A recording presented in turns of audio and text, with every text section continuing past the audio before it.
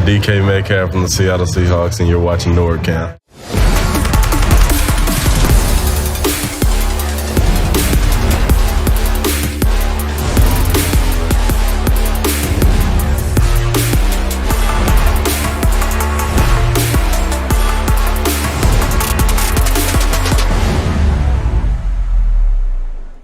What's up, everybody? This is NorbCam coming at you. Man, I'm so excited to do this. We have not been able to do a full roundtable in a while, and we don't have everybody. We've got a pretty close to full roundtable here, minus Seahawks Martin, but we got a lot to talk about. There's been so much going on in the world of the Seahawks and around the NFL. I can't wait to start breaking things down with all the fellas here. So it's going to be a blast. I'm glad you guys are tuning in today. We are going to be doing a new trivia as well. Hopefully, if we don't have too many bots invading the thing, so please don't mess it up for everybody, okay? But yeah, Cameron Hughes, courtesy of, since we got the draft coming up very soon, he created a special draft trivia contest. So we're going to test your guys' knowledge and the panel's knowledge to see how much they know about whatever Cameron Hughes has dialed up for draft trivia here. So before I bring everybody on, real quick, I just want to remind everyone I'd appreciate it if you'd please smash that like button up there, hit the subscribe button at that notification bell. I've been losing subscribers or something. I'm like hit a plateau, so I need a few more to get things going again here. So I appreciate you helping me out.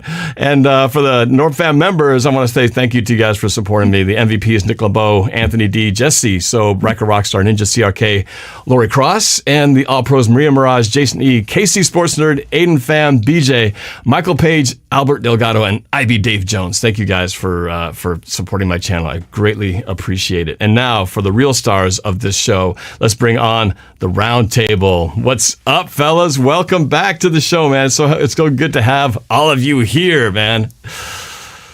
You guys ready to do this thing? Let's do it. Let's start around. Yeah, man. Let's go. It's been too long. It's been too long for sure. It's been too long for sure. So I'm going to go around the horn and just reintroduce everybody because for those viewers who are new here, I have special connections with everyone here. Different twists of fates have brought us together to this moment.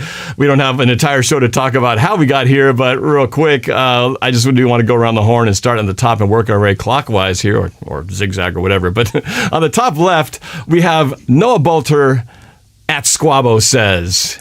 And Noah deserves a little shout out here because you are looking at the newest president of Cable 8 at Wazoo. Is that right? No, did I do you justice? The president of the president. You weren't even in school for a year, and also you're the president. El Presidente. We should salute you or something, man. But anyway, he's a student at Wazoo studying to be a sports journalist, and just big stuff happening, man. So tell everybody what you got going on, and where they can find you and what videos you got happening. Yeah, so thank you so much to everyone on this panel. You've all shown me a whole lot of love ever since it happened and a whole lot of support, so thank you very much. So I'm officially the president and general manager of Cable 8 moving forward for the 2021 school year at Washington State University. And for those of you who don't know, that's the student-run TV station. What does that mean? Well, it means I had to take a step back from one of my other responsibilities. I just had my last show on Tuesday of Unorthodox Sports. I've had to let that go. Too many responsibilities, and my hand was in too many jars of candy. So I had to take it out, maybe save some acne for the next coming days, and one less jar of candy for myself. But last week I dropped a video about the Seattle Seahawks, and coming up I'm dropping another one about the Seattle Seahawks. But before you see either of my videos about the Seattle Seahawks, go check out Steezy's that already has over 130 views in 10 minutes. Steezy A. Smith just dropped a video about why Cam Chancellor should be the next, why he needs to be a coach for the Seattle Seahawks. I haven't even got a chance to watch it yet, but I absolutely can't wait. So definitely go check out his video. And then later on in the week, I should be dropping a video talking about how many games are the Seahawks going to win in 2021. Pre-draft predictions coming up. All right. Good stuff, man. Again, congratulations on the presidency of Cable Eye. That's so awesome. Can't wait to see what happens next in your career, man. So let's go to the right over there, and we got Calvin Domingo, Steezy A. Smith, who, as Squabbo just said, has been tearing it up on social media and on YouTube. Really, things blown up. And again, you're looking at a future guy right now. He's on my little show here, and he's got his YouTube channel. But one day, you're going to see these guys on the big screen on terrestrial radio and everywhere. It's just a matter of time. But I know that Steezy, you've been doing great stuff, man. So love your work, and tell everybody what you got going on, man. Man, thank you guys so much. Special shout out to Squab. Thanks for the shout out. New president at Cable A. I mean, if you guys haven't already, please, show him some love. Send him a DM. A little congratulations will go a long way. And if you aren't already subbed to him, Norb, Coach Marsh, anybody else on the panel, Seahawks Martin, please go do that. And for me, like Norb said, we've been going crazy in the last week. I think we've dropped 6 videos in the last 8 days. And I just hit my 1 year, actually, I guess my YouTube anniversary on the 12th. So a couple of days ago. And I think hopefully by the end of this week, we'll be monetized. I'm still kind of waiting on that. But if things are looking right, if things are the way that I expect it to be by the end of the week, monetization will be within reach. And so shout out to everybody that's been subscribed. Shout out to everybody that's been showing love, tuning into each video. A like and a comment really goes a long way. And so for everybody that does that, for the people that watch, for the people that share, thank you so much. Please don't stop doing that. And that really means the world. So thank you guys. Ask Steezy A. Smith if you're already subbed. Yeah, and I appreciate, yes, definitely. Please, I got the links to everybody's social medias, to their YouTube channel, so please drop them a sub and a like, and follow them if you haven't already. And I appreciate the fact that while you guys are all busy with your lives, all of you got things going on, but you make the time to do this weekly show. I appreciate it, because I feel like this is like our roots, man. This is like our little, guys get together, that we have our stuff going on, but once a week we still get together and have our little powwow. So, and we get to share it with the rest of the guys on the rest of the audience out there on YouTube. So I appreciate you still making the time, despite the fact that you guys are going to so many great places. All right, so now I'm going to introduce to the bottom, right over my left shoulder here, Mr. Brian Abker. He is not a former DJ. Don't let me miscategorize him. He is a former sports radio host, play-by-play guy. I'm fortunate to be friends with you, man, and our paths, crossed in such interesting ways back when I first started my little channel, and you were doing the 12-Man Mania show over at KJR, and I was just so appreciative to be able to hop on there, and that was the day we met. And after that, we did a couple more times, and then you hosted a few of my shows, and then we did a few Rivals, did a Rivals video together, and I'm glad we can be on this journey together, man. But yeah, man, appreciate you making the time as well. And go ahead and let people know, what you got going on. I know you're not as busy as these crazy guys are, but you still got your heart on the pulse of sports and everything Seahawks as well, man. Yeah, and for sure, Norb, you and I go back a ways with a lot of different stuff, and most of it's due to your creativity and talent. And I appreciate you bringing me in on all the stuff you brought me in from, and being able to have a little clip in your movie of you from a 12. I still have that movie poster. I think I sent that to you on Facebook the other day, and one of these days I'll have you sign it. We'll get it up on the wall here in the office, and have a nice memento. But yeah, no, I couldn't be more proud of Squabo Says, being a Coug myself, to see another Coug rise up through the ranks. He's only been at Wazoo a very short time, and he's kind of grabbed a hold of the reins and gone after what he's wanted, and keeps moving up. And Steezy, I've been watching his YouTube videos, each week, and every single week, Steez, you keep getting better at your delivery. Your set's looking awesome. You look great.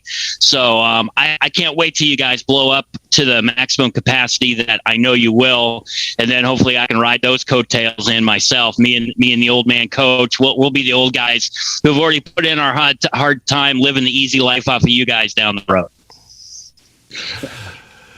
All right. Yes, sir. And, you're always rocking the old school stuff. You got the Mariners going on there. So, that's not just Seahawks. So you get the Mariners holding the torch. Got to represent a little bit of each thing around. Pretty soon it'll be the Sonics, and I'll be excited for that.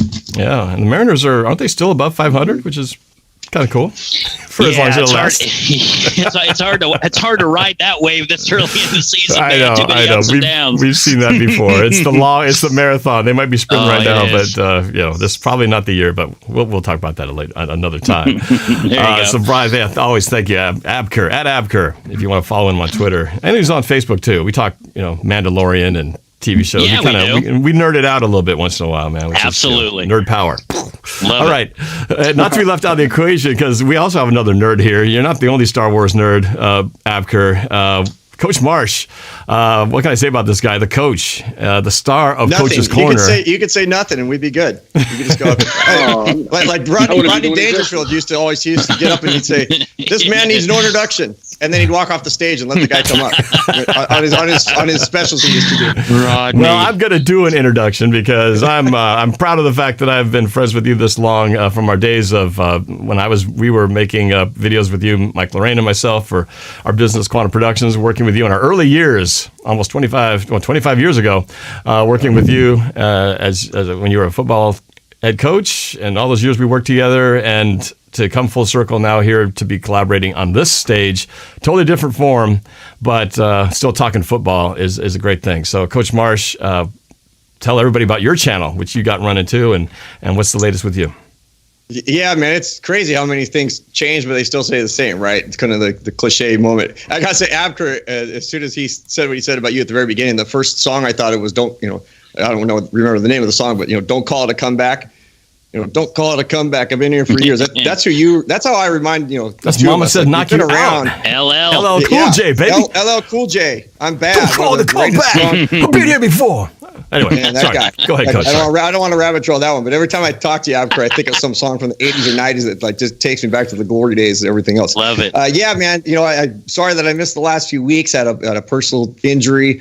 There's being hurt and there's being injured, and this time I was injured, so I had to get out. Be on the 2 to 4 week disabled list. But now I'm kind of day to day, but I'm able to make it back. But man, I got to tell you, Norb, watching these guys evolve has been unbelievable. I've been with you for about 5 months now, which, by the way, unbelievable to think that it's been almost half a year that we've started. Yeah. But watching these guys, man, like Squabo doing his thing and rebranding and then getting the president thing. I mean, that is just so proud of you, man, for what you've done there. Steezy, you're hitting on the national level. I mean, seeing you on a show last night that was in one city, and then I watched you a little while back. You're in another city in terms of people reaching out to you. I mean, it's so cool to see how you're both just presenting yourself, man. It's awesome. You so bypassed everything. Everything I think you guys set yourself out to be at this point, and you're seeing it go exponentially. It's very, very cool. Abker, we're just the old dudes, man. We just got to keep, now it's not about these guys rising up to our level. It's like, can we keep up with what these guys are doing? But I will say with regards to... I was just going to say, we're just going to try to drop a little bit of knowledge in between our naps. That's our only job. Yeah, man. When the AARP card's working, I got to hit the King's Table buffet here in a few minutes to get my bingo. But 57. Okay, let me do the dabber on that. Yeah. But the last piece, I do have to say, this is the first time that I am going to say something about my channel, really. I'm, the Coach for Life channel. And I'm going to say from this standpoint, because I've told the guys that were helping me that I would wait 4 months before I would self-pub, ask for subscribers, all those other things, because I wanted to get to a certain point that it was more about those guys. But I will say that the other day was the first time that I finished a show, our little mini roundtable with the group that's all come from you, these teenagers. And man, Norb, they blew me away. I finished, and I won't lie, I felt as amped as I was after a football game in any game I've ever coached. Just a feeling of euphoria of how well these young men prepared and came into the show. And it wasn't about me. I was just kind of producing the background. We pulled off the show, which was a miracle, as you know, kind of between the two of us, getting the audio and video and everything else, which you're tremendous help me at. But watching these guys come out, Nick LeBeau and Rain and Chef Jack Attack and Pylon Prowler, and then I have Seahawks Sage and Cameron Hughes and Sky High Aviation. They're the 7 kind of main guys. Yeah, I'm just proud of what they did. So I'm excited for, I think, where the channel's going. But I got some really cool stuff coming up with an adult group that I think is going to be a lot of fun, including some guys in this grouping that we're going to launch in May that I think is going to hopefully take it to a level that even I didn't anticipate. So very cool, man. I can't thank you enough, but excited for these topics tonight too. Well, Coach, you gave credit to all these guys who deserve it wholeheartedly because they have evolved. I've been fortunate to have been collaborating with Squabo and Steezy before they had their channels. So I got to see from the very beginning, from where it started from ground level to where they are now, which is totally awesome. But you too, Coach. It's only been, you said 5 months, almost 6 months coming up here, and your channel has also I've always known you. You're a student of any game, and so when you started doing this, you were as raw could get, and your backgrounds were all over the place. Your cameras were changing, but you were like every time, like you'd be talking, you'd be, hey, how do I fix this and how do I do that, and then you just immerse yourself into the world of OBS Studio and live streaming to the point now where you're like teaching me things.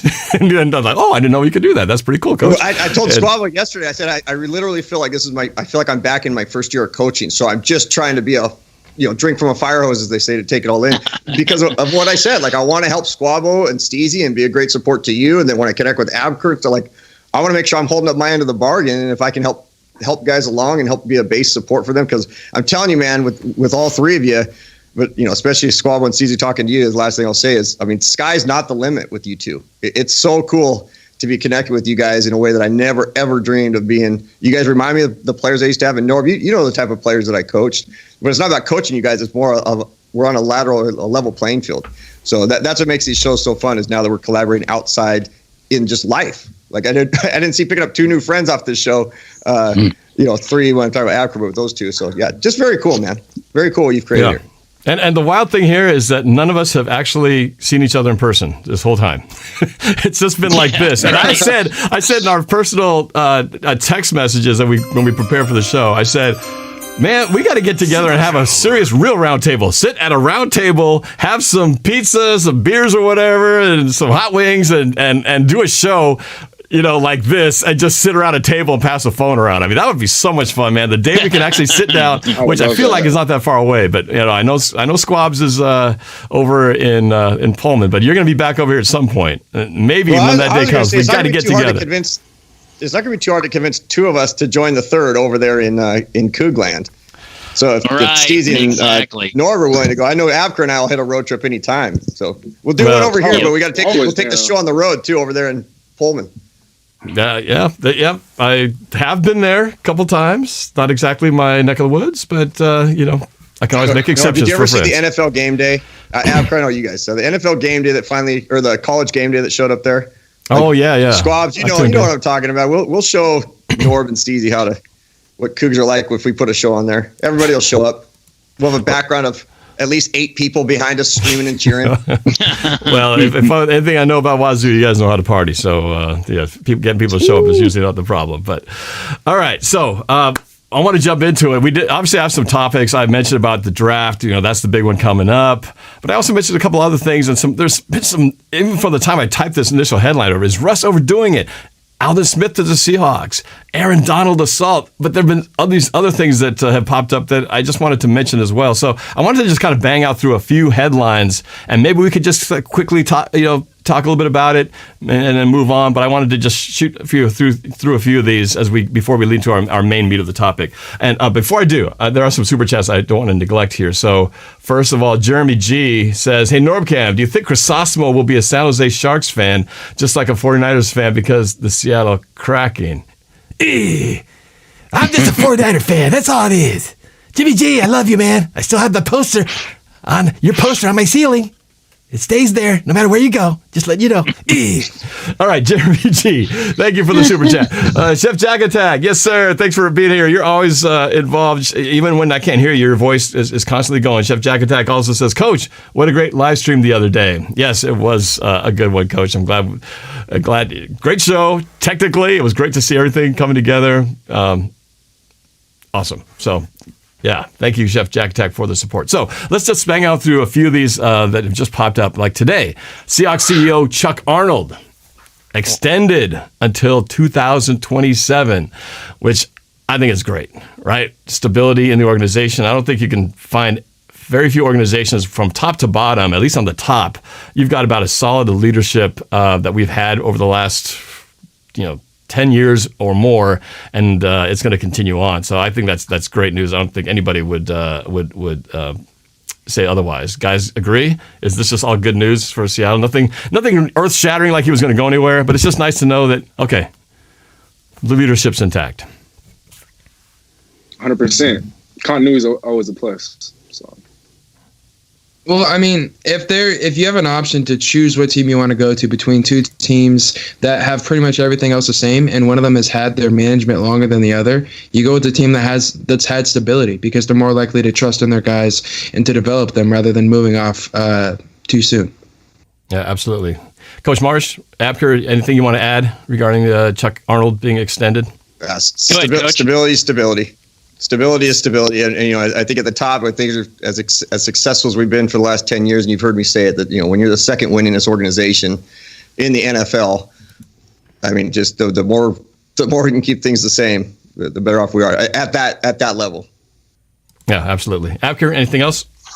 No, nothing to add because that's it. I mean, Chuck Arnold's been great for the organization. The fact that he wants to stay here shows that things are intact with the organization because usually people don't want to stay with a dysfunctional organization. So that's a good sign from that standpoint. And the fact that he brings that continuity, it's all good. It's just how long? When did he join the Seahawks? Do you recall, or does it say on any of the articles? Well, Chuck Arnold has been with them for since the 90s. That's what I'm saying.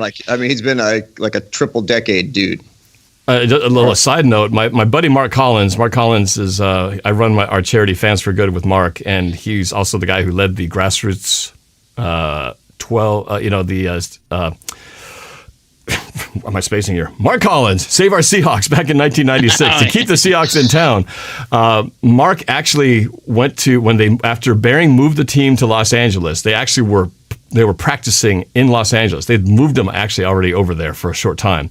Mark Collins jumped down there with his partner at the time to basically picket the facility to get the Seahawks back here. And while he was down there, a gentleman drove up in his car while he was down there with his picket signs and asked him, "Hey, do you guys need anything? Can I get you some coffee or something?" And that was Chuck Arnold. He was an intern with the Seahawks back in 1996.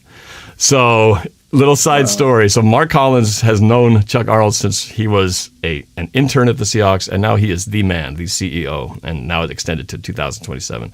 So, pretty cool. They're on a first-name basis, and I've had an opportunity to rub elbows with him as well. Very cool, down-to-earth guy. So it's pretty awesome. Let's keep going now. He's also an arm of Paul Allen. I guess the last thing I would add is, as a Paul, he's anybody that we have that is an extension of what Paul Allen did, I think we want to keep. Yeah. And what's great about it, he was here before Paul, because Paul Allen, came on once they got the stadium deal done. So he's been here for a long time, 25 years. So it's great. Couldn't complain at all. It's a great thing for the Seattle. All right, so I want to go to this other topic. Today, a visit. Aldon Smith, formerly one of our nemesis over at the 49ers. I made several videos making fun of him because, you make fun of your rivals, right? And Aldon Smith got into a lot of trouble, was out of the league for a time, came back, played with Dallas, had a decent year last year, 5 sacks, 50-something pressures. But he's now paying a visit to Seattle this year, or today actually, in town potentially. I think Seattle wanted him last year as well, but couldn't wrestle him away from the Cowboys. But here he is, potentially looking at joining that already deep pass rush. Could we get another one? What's your guys' thoughts? You guys want him here? What do you think about the idea of Aldon Smith coming to Seattle? Let's start with you, Steezy. I would love it. He kind of faded down the stretch last year. He had 50-plus pressures, like you said. He had 5 sacks, like you said, but he had 4 of those in the first 3 weeks. 3 against us in week 3, 1 in week 1 against the Rams, and then 1, I think it was in week 11. And so he was a little sporadic, but I think overall he'll bring a lot to the table. As everyone is kind of saying, you can never have enough pass rushers. You look at Super Bowl winners from each and every single year. One of the common themes is a great pass rush, or at least an ability to get after the quarterback consistently. Right now, we kind of have that. And I don't know if this was accurate. I don't know how credible this news source was, but I did see an article earlier today about how Seattle's planning on moving on from KJ Wright, and we're planning on putting Darrell Taylor at the Sam spot. And so I guess that takes away one defensive lineman, and maybe that's why we're looking at Aldon Smith. But keep in mind, prior to last year, he hadn't played in 5-6 years. And so for him to even have 5 sacks after 5 or 6 years away from the game, that's an accomplishment in and of itself. And so you combine that with the fact that you can never have enough pass rushers, you can never have enough bodies getting after the quarterback. I think it works out just perfectly. Hopefully he's willing to sign a veteran minimum deal, as I don't think he's going to be able to ask for a lot more than that. But overall, I think it'd be a plus addition, and I think it'd be a great sign for our pass rush. Abker, I want to jump to you. Aldon Smith, I know that you kind of hinted at it. You were like in our production meeting saying, I'm not going to say too much, but heck yeah, something to that effect, maybe with an F word on it. But Abker, you seem pretty excited about the idea. What do you think? I sound like you'd be all over it. Here's the thing about Aldon Smith. So, his troubles are well documented going all the way back to, I think, 2012, got a DUI.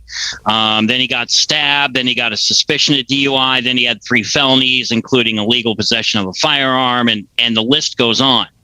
And turns out that he had those addictions, and those were obviously a huge magnet leading him down the wrong path. Then, as he was going through trying to make himself a better person, he got connected to Jay Glazer. And I think we all know who Jay Glazer is. And Jay Glazer is very in tune with the players on a personal level. He's got great relationships. He befriended Aldon Smith. They became friends and workout partners. And Jay said, listen, if you're ready to get back in the NFL and you're ready to confront your addictions and everything else and take care of it, I'm behind you, and we're going to get you back in the NFL, and we're going to make you a great person. And that's what he's been striving to do. That's how he got connected with Dallas. And so if he's right, and yes, he faded last year, but I think that has a lot to do with the time off and everything else. It takes some time to get yourself back into the NFL playing shape. And he might have come out guns a-blazing and then kind of burned himself out a little bit. But if the Seahawks can add him at any capacity that he was in Dallas, and of course, certainly before that when he was with the 49ers, I mean, come on. That's a great addition to a football team. And hopefully he's become a better person and can be a good addition in the locker room that way too. How about you, Squabo? You excited about that potential? Bring him in. I would love to add him to our defense. Our pass rush is already the best it's been since our Super Bowl run, if that. And now if we bring in an additional player who would be playing against his former team where he derailed his career, so there could be some hidden motivation there. Also, he's going to a new organization where our pass rush this year is 10 times better than Dallas's was last year. He already had his best game of the year in Seattle. Coincidence? I think not. He comes to Seattle. He has a better year than he had last year because his role is going to be much less, and he's not going to burn out early like he did last season. So I think bring him in. I think it's best for his career. He has a chance to compete for a championship. He adds to our pass rush. Steezy brought up Darrell Taylor moving to linebacker to replace KJ Wright. I think that's a good fit, and then we need someone to come in and play the role that we're giving up with Darrell Taylor. Another thing we have to consider, guys that can get to the quarterback are guys that can make plays at any point that can change regular season or playoff games. Aldon Smith could have one impact play all year that changes our seed from 3-2, 2-1, something like that, and then how are we going to feel about this signing? So even if he just makes one play that drastically changes our season, it was a good deal. So I said bring him in. And I just love the idea of the depth that our pass rush is having. I mean, that was what was so powerful about our 2013 defensive line was the depth we had. It's like we had 2 full lines, and no one was ever tired because they just constantly had one line after another just rolling in, pressuring the quarterback. Coach Marsh, how about you? Thoughts on Aldon Smith potentially being a Seahawk? Yeah, this is kind of counterintuitive to some of the ways I usually think on this stuff, because I am 100% for it for the very reason that Abker said. I'm definitely a second chance guy when people are genuinely putting in the work, right? I mean, we all have skeletons in our closet. These guys, we find out more about these guys than, obviously we find out about just the normal Joe walking down the street. So sometimes I think we get caught up too much in certain things. And yeah, he made mistakes and everything else, but Abker said it just right. He's connected with Glazer and he's trying to do the right things. And so it's like, yeah. And then I think Seattle is one of the better places in the NFL to get that fresh start for the thing you alluded to earlier, because of our upper management, because of the stability of our coach, because of the stability of our leadership in certain positions.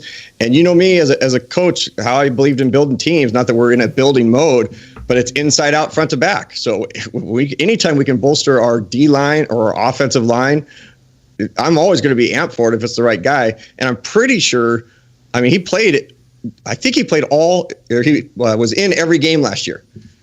And part of that, I think, is because he missed 4 seasons, right? I think he missed 4 seasons and then played all 16, or at least played in all 16. So you're talking about fresh legs. It's not a guy who is in his 8th or 9th year in the NFL who's got 8 or 9 years of wear and tear on his body. So yeah, I'm all for it if they can make it work, and especially at the price. So from the words of Harrison Ford as Indiana Jones in Raiders of the Lost Ark, it's not the years, it's the mileage. And the nice thing is, while he's got the years, there's, like you said, there's a lot of years in there that he didn't put too much wear on the tread. So he might be able to he doesn't need to be a guy who's getting 12, 13 sacks a game. If he can get 1 or 2, or just match last year's, or you can get a part of that by committee. This could be sacks by committee. So I'm excited at the potential of what this deep group has. And not to mention, like you said, Darrell Taylor, we have yet to see what this guy can do, but I know they're excited about him. So if he can be even a fraction of what the hype is on him, oh man, I'm excited for what this line, the potential of this line could be. Can we talk about KJ just real quick, since he's been brought up in this before we go to conversation? KJ, Norb, I just want to keep the theme going that I said, like with him, with Aldon. Don't call it a comeback. I've been here for years. Like, I'm going to try to get that in 5 times in the show tonight. That's the second time. That's 2. All right, 2 out of 5. Well, let's talk about KJ, because we were on the show talking about how we needed to get KJ back. Coach, you and I did a special breaking down KJ's awesome play last year, and we even got a shout out from KJ on Twitter saying these guys did a great breakdown. Listen to these guys, which was amazing. But we haven't heard anything. There has been some rumor about him potentially getting interest from other teams, and nothing. It's been pretty quiet. Abker, what's your thoughts on there? Yeah, on KJ. I would say do not write off the possibility of KJ returning to Seattle. What we have heard, and this has been public, is that Dallas is no longer interested in KJ Wright. So that one was the big one that's at least for now off the table. What I've been hearing is that there is possibility of conversations being had between KJ and the Seahawks for a return. But that's it. But I'm just saying that I wouldn't completely write it off right now. Let's wait until after the draft, see exactly what happens there, and I think that's going to position this thing to go one way or the other. So I know that Calvin or Steezy, you mentioned that you read an article saying that they're thinking about letting KJ go and that's why maybe they're bringing Aldon Smith in here because of the change of positions. But Squabble, how about you? Any thoughts or insight on the KJ Wright situation? I'd hate to see that guy not come back, but like you said, Abker, I think still the door's wide open, and it's not like he's got a million offers. So Squabble, what do you think? An imminent return still possible?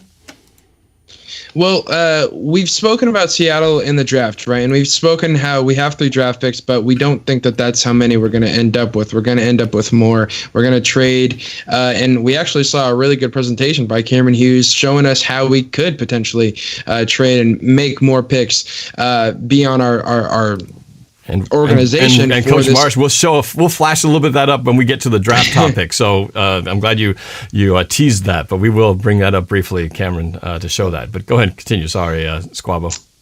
Yeah, no, and so in the upcoming draft, it's very unrealistic that Seattle's only going to draft 3 players.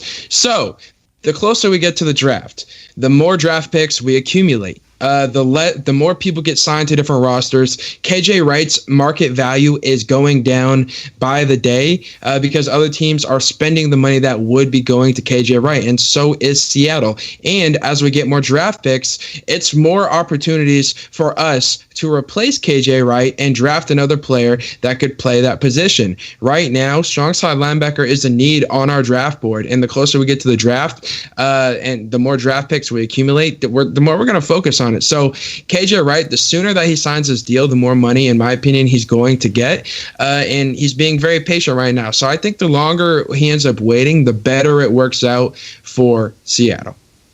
I still think he's got such long, deep roots here in Seattle that I would think that he would be more open to wanting to come back here just because I know he's got his family. I'm sure the last thing he wants to do is uproot the family, have to move from what has been his home for such a long time. One of the longest Seahawks on the roster. So we'll see. Well, we'll see. And especially with how much money is being offered now. Like if they blow you out of the park with a bunch of money, you can just buy a new house out there, right? You can keep your family here. You can buy a new house and move back and forth whenever. But if you're not getting that market value that you were looking for heading into the offseason, is it worth leaving your current destination that you've been with your entire career? That is a serious question. These are humans, not just players. So that really has to come into consideration because it's a market, or it's not the salary cap that we were expecting. And because this year was the pandemic, that might lead to KJ Wright staying in Seattle. And Norb, real quick, I mean, if he knows he's going to have to take a pay cut, why not take a pay cut in the same place that you spent, 10, 11 years with? And I mean, that's an opportunity for a championship because you know that the less that he's getting paid, the better the roster around him probably is. And so he's not only taking a pay cut, but he's also, I think, signing himself up for the best opportunity out of the ring. Yeah, I really do think that the family thing is a bigger factor. I know we can all just say it's all about dollars and cents, but they have a wife, they've got children, and that factors into their decision making. If it's just one guy, just bachelor, it's easy to just bounce from one place to the next. But I know he's a family guy, and it does affect those things. And I remember, this is totally off topic, but Carlos Dunlap, who we did sign, which was a fantastic re-sign here. I remember when he first moved his family, it was quite the ordeal. And I remember an interview with him talking about his kids' thoughts of coming here, because he came here middle of the fall, and it was raining cats and dogs. It was a miserable time. And I think that they said some comment like, "Oh, it sure rains a lot here," from where they came from. But now you look outside, if you live in the Pacific Northwest, this is one of the most beautiful weeks we've had all year. The sun's out. It's going to be out for stretches. We're going to be close to 80-degree weather this weekend. So these are the times where I think that folks like Carlos Dunlap and his family are probably looking around going, this place isn't so bad. It was as bad as I thought it was when we first came out here in October or whatever that month was that he came here. So it's good for them to see this because, contrary to popular belief, it doesn't rain all the time in Seattle, but don't tell anybody else that, so then we'll keep moving here. All right. So anyway, it's Norb, a big thing. And based on that, you can go all the way back to Mike Bennett and Cliff Averill. When they were both added to this team, I had a chance to interview Mike Bennett at Mike and Kathy Holmgren's philanthropy site down in Redmond. And it was the first interview Mike Bennett did since his return to Seattle. And he clearly stated that his decisions were based on numerous factors, but the number one factor involved in that decision was his family, and namely his wife. Whatever they wanted was going to happen. So that's just to back up your point that family is a much bigger piece of the decision making than a lot of times we give credit for, because we think it's all about the money, which is huge, clearly, but there's more to it. And this is a perfect segue to something I want to talk about here. The Russell Wilson drama there's been no shortage of that, as we all know, from obviously when we thought he was going to be, people were saying he was going to get moved and he wanted these 4 teams. Well, all that seemed to have washed away seemingly, although it just seems to keep on sort of floating out there. But I want to talk a little bit about Russell Wilson and Sierra. They had announced recently that they're going to co-host a show on NBC at 7:00 p.m., and it's called Roll Up Your Sleeves, and it's actually a pro-vaccination program meant to inform people and encourage people about the benefits of vaccinations. Former President Barack Obama is going to be on there. I believe President Biden's going to make an appearance, and a bunch of other celebrities. It's interesting. I posted a tweet about that, and boy, the polarized reactions I got from that, and without even pushing it hard, I just said, "Hey, the show's going to be on here." It's amazing the reactions, but it's not too much different from the other reaction, which is a lot of people blame Sierra for why Russell Wilson's been playing with this whole idea of maybe wanting to move to a different market, tying into that what you were just talking about with Michael Bennett and him talking to his wife. I want to throw that question out there. Do you believe that is Russell Wilson, which just like with the show that he's doing, granted it's the off season, but is Russell Wilson doing too much now? is he spreading himself out too thin? I hear a lot of people saying he's not focused enough on football, and he's too busy now growing his empire, his brand, that he's gotten away from what got him here in the first place, which was the no time to sleep, first man in, last man out, studying everything. Clearly, things have changed since then, but to a degree that he shouldn't be doing this, I just want to float that out there. And you guys in the chat can also throw in your thoughts. Has Russell Wilson spread himself out too thin, or is he doing what any other quarterback of his level would do? Let me start with Steezy. Steezy, your thoughts on that topic. Is Russell Wilson doing too much? Man, that's a good question. To be honest, I don't think he's doing too much. I think as long as he's balling on the field, he can kind of do whatever he wants off the field. I mean, you look at LeBron James in the NBA, he's doing all these things off the field. He's doing Space Jam. Space Jam's coming out this summer. He has his own barber talk show. He's a producer. He runs multiple different companies. He's signed with Nike, Beats, all that good stuff. All these commercials he's showing up in. He's still showing up in the NBA Finals each and every single year. He's balling out. While he hasn't won an MVP in a while, he's doing his thing on the court. And so no one ever questions if LeBron is doing too much off the court. And he also even has a school. I forgot to even mention that. He has his own school that he opened up a couple years ago. And so I think that as long as you're doing what's asked of you on the field, as long as you're amongst one of the best at your craft and at what you do, then it should be all good. Now, he did have a little slip up second half of last season. He didn't ball out, but I mean, we saw what he did the first half of the season. You know, let Russ cook was a thing. He was en route to winning MVP. He was putting up numbers. We were getting victories. And so he was doing his thing. And so I'm not going to fault him at all for doing too much off the field, as long as his play on the field doesn't slip. Now, I would like to see more playoff victories. I would like us to advance, deeper into the postseason. I don't want to keep seeing all these first round exits and whatnot. And so maybe there's a little bit more work to be done, but all in all, I mean, I think he's deserved it. He's earned the right to want to expand and grow his empire. I mean, why not do it now when he has the opportunity to do so? And so as long as the things that he's doing off the field are beneficial to his brand, as long as it contributes to a good cause, and I don't see why not. Hey, you got Aaron Rodgers hosting Jeopardy. He's doing other things too. Right. And like you said, the examples you've had, there's numerous champions out there doing more than just their one sport. So, Alex can I jump in on this one, Norb? Oh yeah, I'm getting to you. Hold on a second. Alex Kerrigan in the super chat says, "I just wanted to say thank you guys so much for the hard work you guys do. Big shout out to Squabo. I told you I would super chat more, bro." Alex Kerrigan. This is one of your people, I assume, Squabo? Oh, yeah. Hold on. Sorry. I don't even got the chat open. My bad. If I would have seen that. Shout out Alex Kerrigan, man. He's got such a beautiful family. He's just another one of the 12s out there that, has reached out to, myself. I know plenty have reached out to Steezy and Marsh and Abker and Norb, but he's just one of those 12s that reached out to me. And he definitely deserves a shout out because, he's showing support in whatever way he can. He said he was going to come show some love to NorbCam, do a super chat, and, he came through. So he's a man of his word. He's a family man. He's a fan of ours, and so that makes him a family member. So thank you very much, Alex, and shout out to you. All right. So Coach, I know you wanted to jump in here. I want to make this a little bit more of a crosstalk. I know we're very polite here. Yeah, everybody takes their turns. I got to crosstalk to Steezy on this one. So okay, we'll start the crosstalk, and let's just, Abker, you jump in. Don't have to be polite here, but Coach Marsh, I'll start your retort first, and then everybody can just jump in, because I think this is there is no right or wrong answer here, obviously. So we can all come in with our different angles, but let's not have to wait till the other person's done. Let's just jump in. Coach Marsh, you're up right now. Yeah, so actually the first I heard of it, the show, was I heard Sierra and J-Lo were going to do something.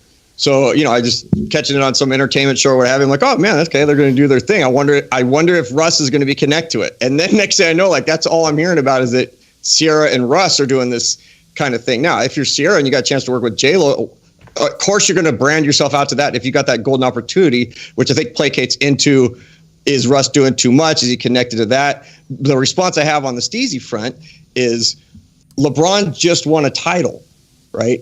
And Norb, you just said that, Aaron Rodgers doing Jeopardy. Well, Aaron Rodgers was a field goal choice away maybe from going to the Super Bowl. Our guy hasn't done that. So it's kind of, to me, a little apples and oranges from that comparison. I understand what you're saying, but to me, the fact that LeBron, go do Space Jam and go do these other things if you're winning titles and you also are living in LA. So the family's happy, everybody's doing fine there. So I think that's where the issue comes into play, is our guy has not shown up in the crucial moments, when we really need him. Is he a stud quarterback? Yeah. Is he a top 5 quarterback? Yeah.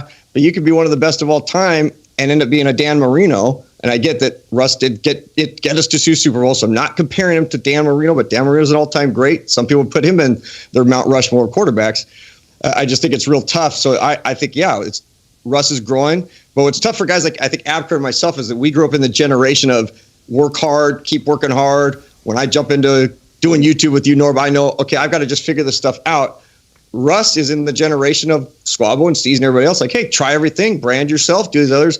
So I'm still trying to kind of change my mindset on that thought process and try to go, okay, a guy's going to do what a guy's got to do. And if it means getting out there and branding yourself, because we haven't seen many guys like Russ. Like, I guess my question to you, like Abker, would Michael Jordan be doing this? Maybe, maybe not. Right? Yeah, I think he would. I think he would. I think he would. And here's my thing with Russ. First of all, people forget that he was probably less focused on football up to and leading up to his divorce with his first wife than he was at any other point in time in history, because that's an extremely taxing, stressful time that will take away from your focus on whatever you're doing. That's just human nature. When Russ first came into the league, he was focused as much as he could on football because that was his only job. Then as he got better, he got little extracurricular things outside of football, and those accumulated. So naturally, something's got to give, right? Some time's got to be taken away from something. But let's not forget, Russ has a personal assistant. He's got a chef. He's got every bit of a staff that he needs to keep him organized and keep him in line so he doesn't miss a beat. Plus, he's got the mentality that he cares about winning so much he has not forgotten where his bread is buttered. So, no, he is not doing too much. I understand that he fell short last season, and a lot of that falls on him. Okay, so that's one example in the entire history of him carrying this franchise on his shoulders, minus playing with a super good defense. But how many comeback wins did he have? How many times has he taken this team to prominence? It's over and over and over again. And I expect absolutely no drop off. And this thing that he's doing with Sierra is just a blip on the radar in the scope of all the things that he's doing. I wouldn't worry about it at all. So, hey, Squabo, would you say that the 4 of us are a reflection, and this is good, let me finish what I'm going to say, a reflection of a Tom Brady and a Russell Wilson from this standpoint? Russell Wilson, new age, Steezy, Squabo, new age, doing a bunch of stuff, knows the branding, is going to go out and do it, and has a wife that is also a mega superstar. Tom Brady has a wife, mega superstar. They're both out there, but Tom Brady's not doing as much of the branding because he's old school from that standpoint. Both work hard. Both are winners. Both are great. All those other things. Like Abker and I would be in that Tom Brady piece. And, I'm not saying that we're the GOATs. I'm just saying from a hypothetical here. Oh, we are. Would you potentially see it kind of that way? Go ahead and say it. Well, today's quarterback's going to be branding, but they both have those superstars.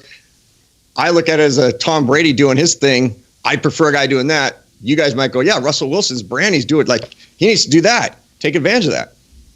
No, first of all, Coach, I think that's a brilliant comparison. I definitely see where you're coming from. Tom Brady, late nights, he's not out branding or doing a show with his wife. He's doing film study by himself in his basement. Like he's one of those guys that just focus on his job when he's not on the job, and great for him.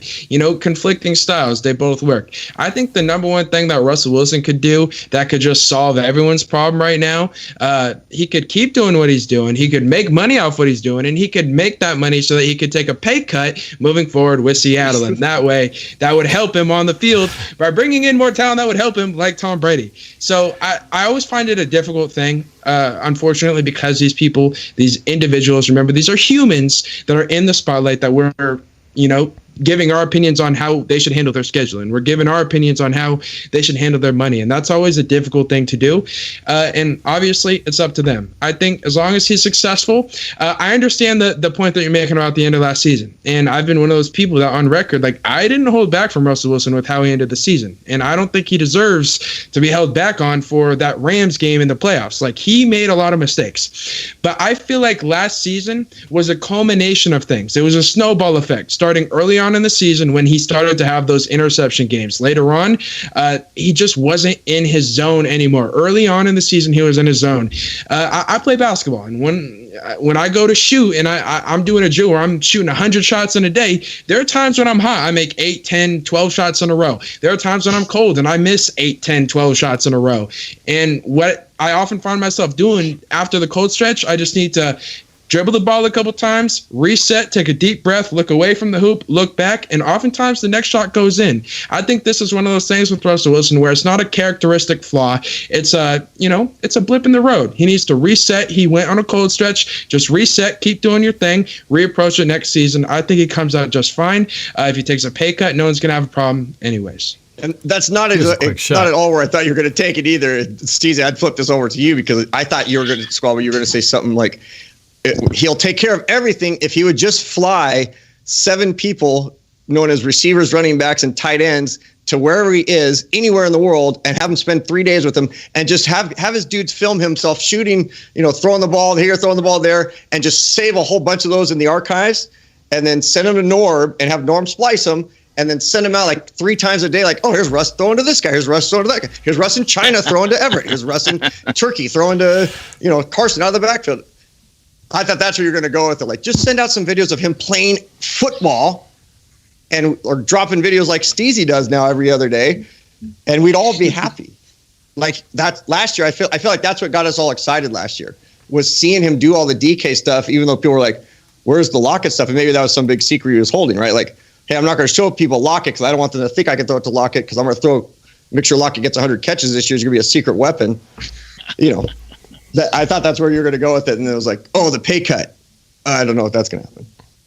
Someone had a. I agree, though. I totally agree. There was interesting. But to address that really quick, on that topic, the Seahawks can restructure Wilson's contract at any point in time they want. They don't even have to ask him their permission.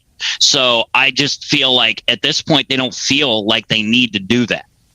It's interesting. A super chat or UE2K says, "Screw a pay cut. Brady got paid in signing bonuses and under the table through his TB12 for years. Seahawks have squandered draft picks, and the roster has suffered. 32 in dollars spent on O-line since 2014." So I think trying to put the blame is not that it's just Russell Wilson's salary that's been the problem, but obviously we can argue that the draft hasn't been exactly, they haven't exactly nailed it on every single year, which can be argued that is the case. I think for me, the other part is, I think a lot of people say, well, Russell needs to be just buries himself in that film room and spend time like he did before, just 24/7 thinking about football.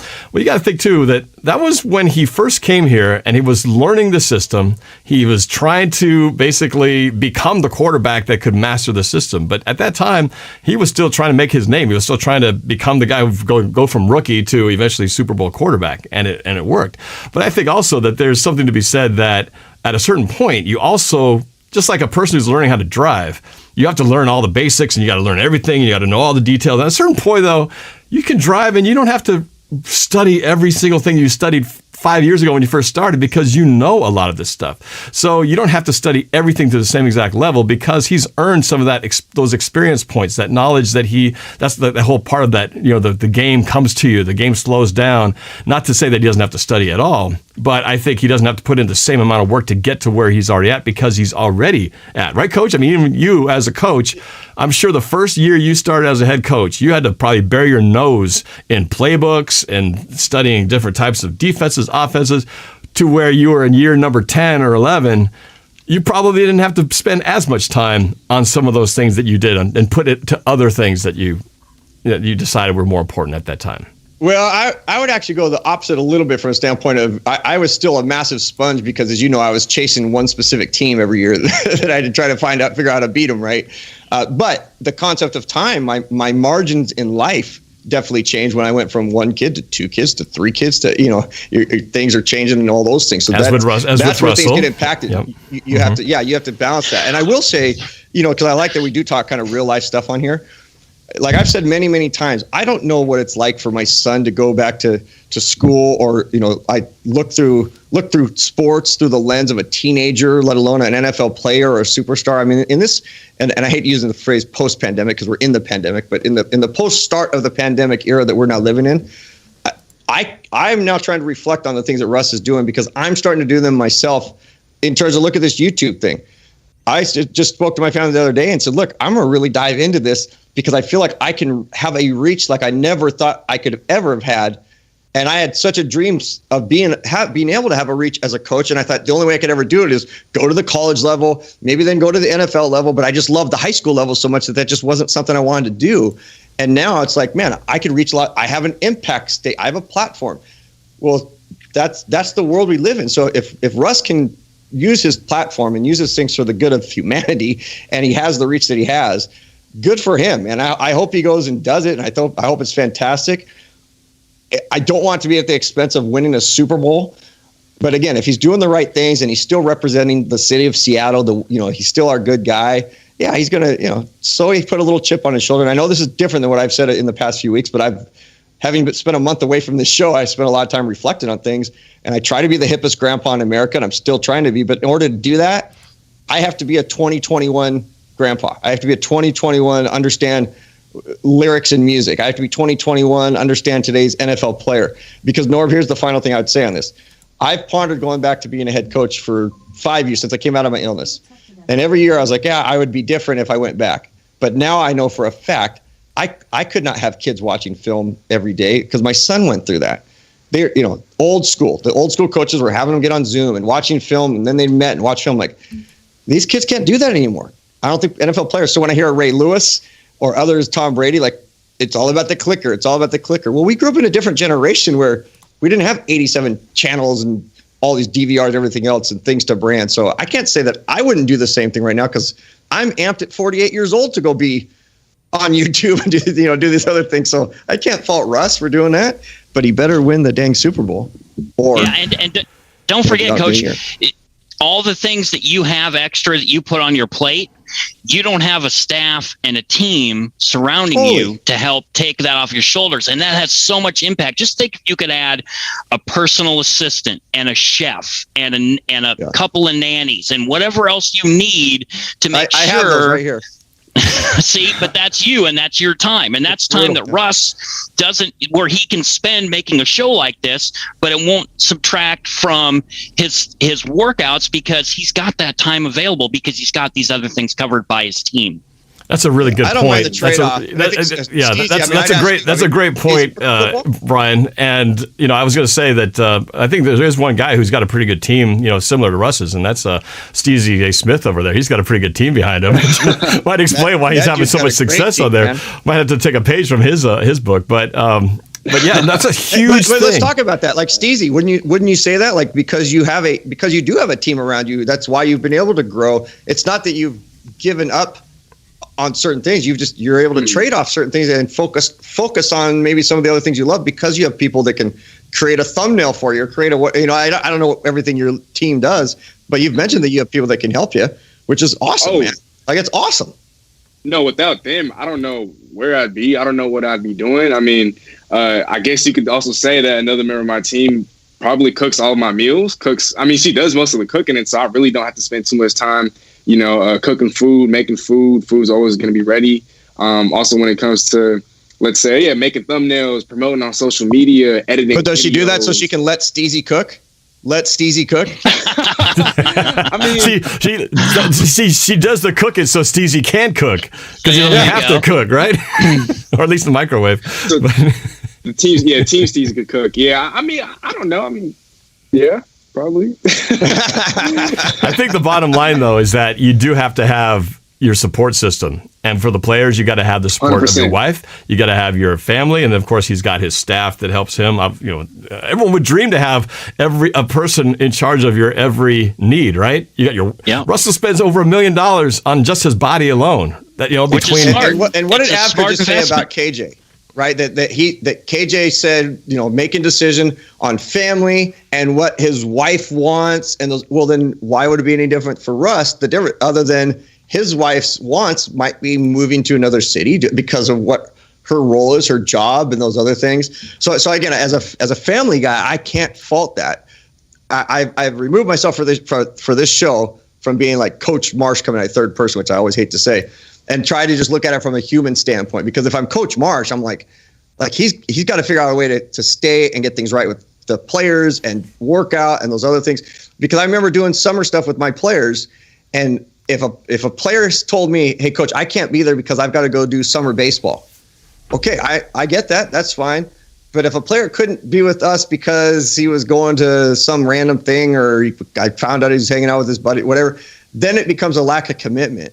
And I don't think anybody would challenge Russell's commitment to football or to his teammates or what have you. But when people just see the one side of the brand that goes out there, I think we look at it and go, okay, is he truly committed to things? Just as I looked at my players and said, hey, I know Chris is completely, committed, even though he's got to play baseball all summer long. I know he'll show up when the time is show up. He'll find time to play football. Then there are other kids on my team. I'm like, if he doesn't show up to our summer workouts, that kid will never find the time because he doesn't have a team around him, doesn't have good, quality parents. We got to help him out. Everything else, same thing here.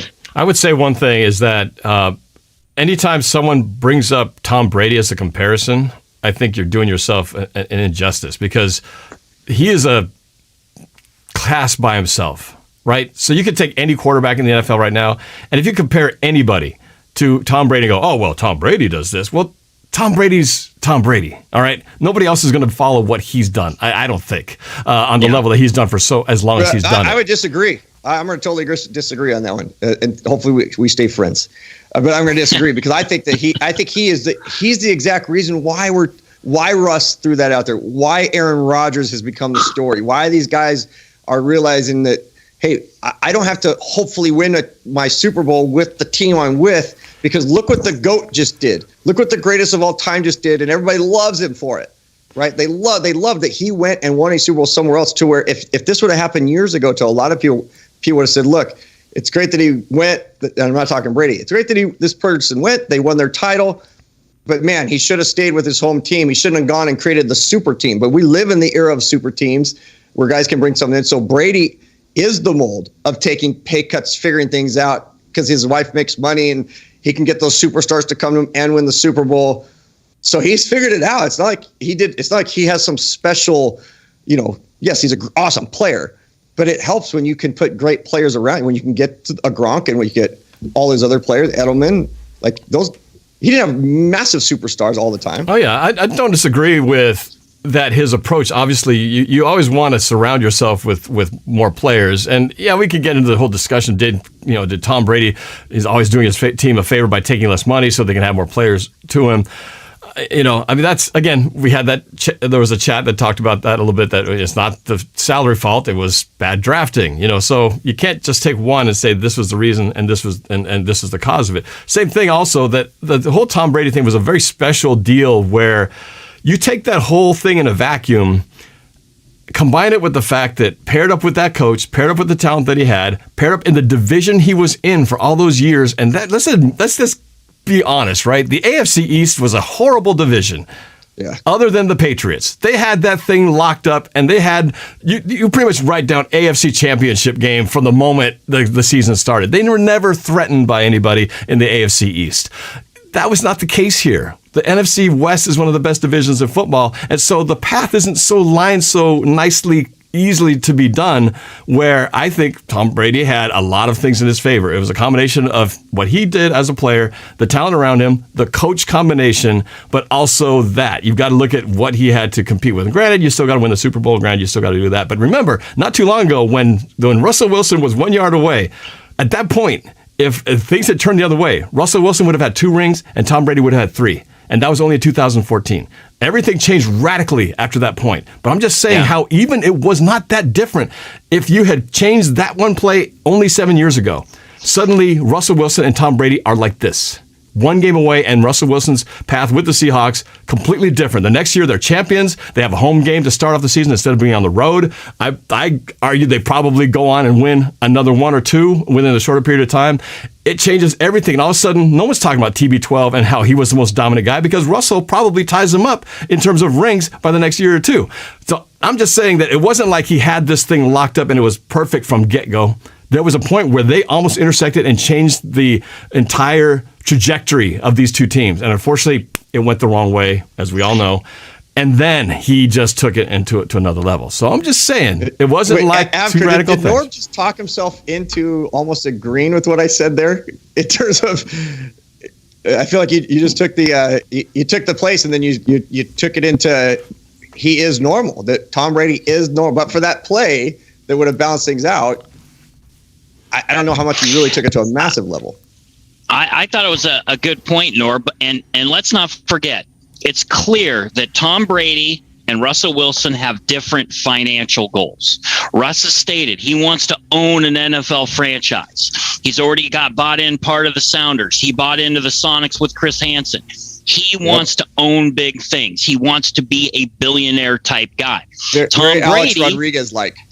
Yeah, exactly. And Tom Brady hasn't shown that propensity. Yes, he's got his TB12. He's making some nice nuggets and racks on the side, but he's not about dominating the world and owning big things. He's content and happy and should be with all the wonderful things he's got in his life. So when you're talking about money motivation and wanting to take a cut to win some Super, it's possible, and he's not going to make the most money from his NFL career probably in the end. It's going to be from endorsements, but still, it's very hard to think about doing that when you've got these lofty financial goals ahead of you.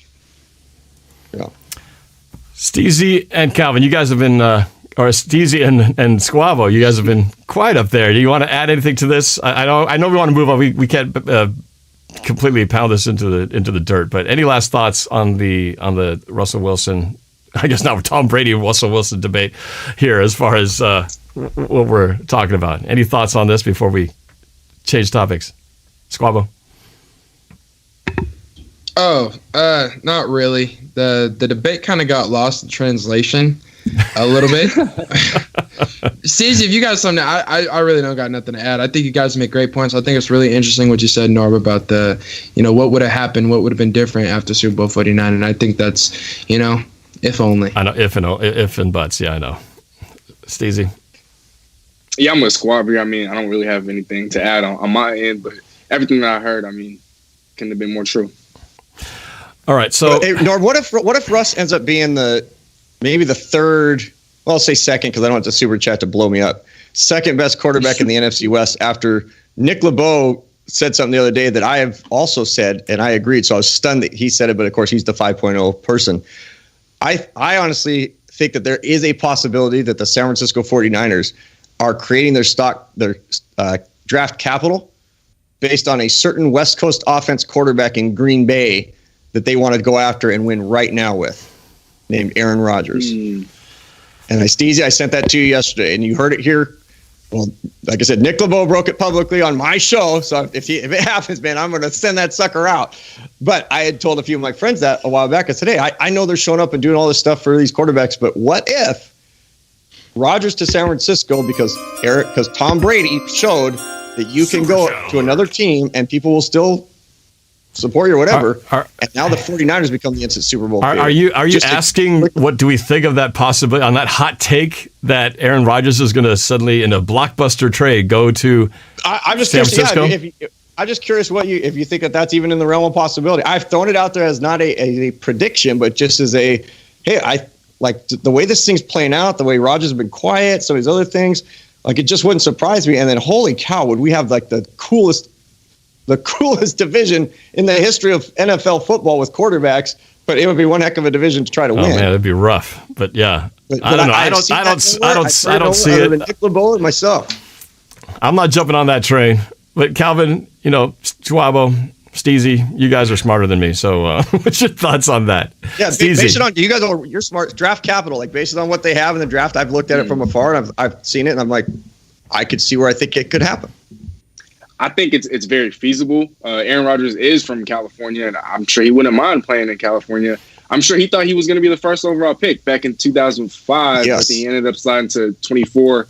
And so he would love to be in San Fran. I think the first domino that had to fall would be a Jimmy G trade because they had to compensate somehow. They lost a lot of draft capital. Yes, they have the third overall pick. And yes, the Packers would have a choice of their quarterbacks between Justin Fields, Trey Lance, and Mac Jones. I'm just not sure if they have enough capital. So first. But would Jimmy G, because you guys are smarter than I am, would Jimmy G and the third pick and then whatever else, and then Green Bay can turn those into whatever they want. They can trade Garoppolo. They could take the third pick and draft, trade back or do whatever, or go after the young quarterback. But they already have Jordan Love, so they already have a quarterback. So now, and what you just said also, right? California connection. We already heard J.J. Watt say, hey, I did come to Arizona a little bit for the warm weather. Like, I like to play, even though he was in Texas, he likes Arizona, family likes it. I don't know. There's just something about it that just kind of reeks to, maybe, man. Like, I wouldn't place much money on it, but it wouldn't surprise me. Out there. So Steve says it's feasible. You say it's feasible. Definitely feasible, but I think there's a higher likelihood that it happens next offseason. I think that Green Bay wouldn't have re-signed Aaron Jones if they weren't planning on keeping Aaron Rodgers, just because you just don't pay running backs that much money.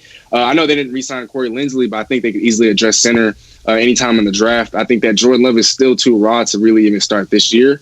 I think things would have to go really south. But if I were to see a Jimmy G trade within, I don't know, the next 2 to 3 weeks, then my eyebrows would start to perk up a little bit more. But I think as of right now, it's probably a 30-70 chance that it happens this year. But I think if Green Bay doesn't advance to the Super Bowl, if they don't advance to the NFC Championship game next year, if they don't give him help in the draft, I think that next season or next offseason, the likelihood shoots above 50%.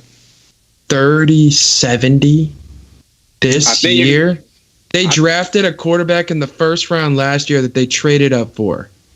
Well, if they were to acquire the third overall pick, they could use that to take what? Kyle Pitts, who yes. No. If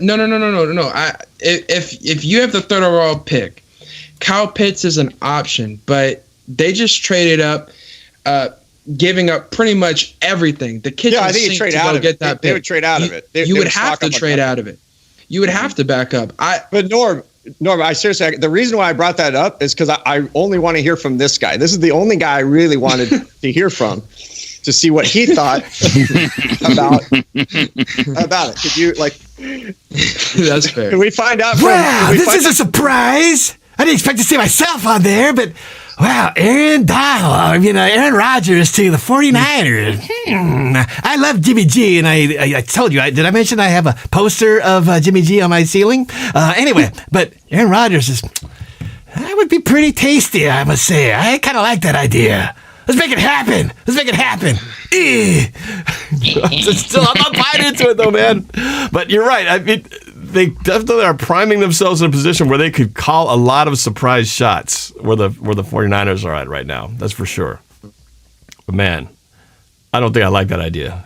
Aaron Rodgers twice a year. I don't like it. Of course not. I mean, I love Stafford twice a year. Rodgers, but I don't want to see him twice a year. Yeah. The other thing is, Green Bay just lost to San Francisco twice in the same season, and that was just a year ago. Like, they understand. They did it to Tampa last year, and then the year before that, their big enemy that they couldn't get over was San Francisco. Do you trade them your MVP quarterback and just say that you can compete with them when they've already proven to be your kryptonite? Yes, you beat them last year, but that's a completely different story. I just don't know if the offer has to blow you away, and there has to be a guarantee that you're getting exactly or some blown away deal with it. Because if you're trading away Rodgers, you need more than a first round pick. They already gave up 2 years worth of first round picks. So they already gave up a first round pick. You don't want a quarterback. So do you make the trade for Kyle Pitts? You trade back. You still this is so complicated. It's so difficult. I think it's very unlikely. That's why the 30% I think is way too much. I think there's like a 4% chance this happens this year. I think there's like a 30% chance, if that it happens down the road. All right, that's all I got for you on that one. I just wanted to throw it out there. If it happens, you heard it first on Coach for Life, and then you heard it big time with a bigger crowd on NORBCam. Just like we broke the possibility that Golden Tate would be coming to Seattle. And Lena Dahl was in the super chat earlier, just a moment ago, saying, NORBCam, let's have a Russell Wilson free zone next week, unless something really happens. Stick a fork in it already. LOL. Haven't we been saying that for like 2 months now?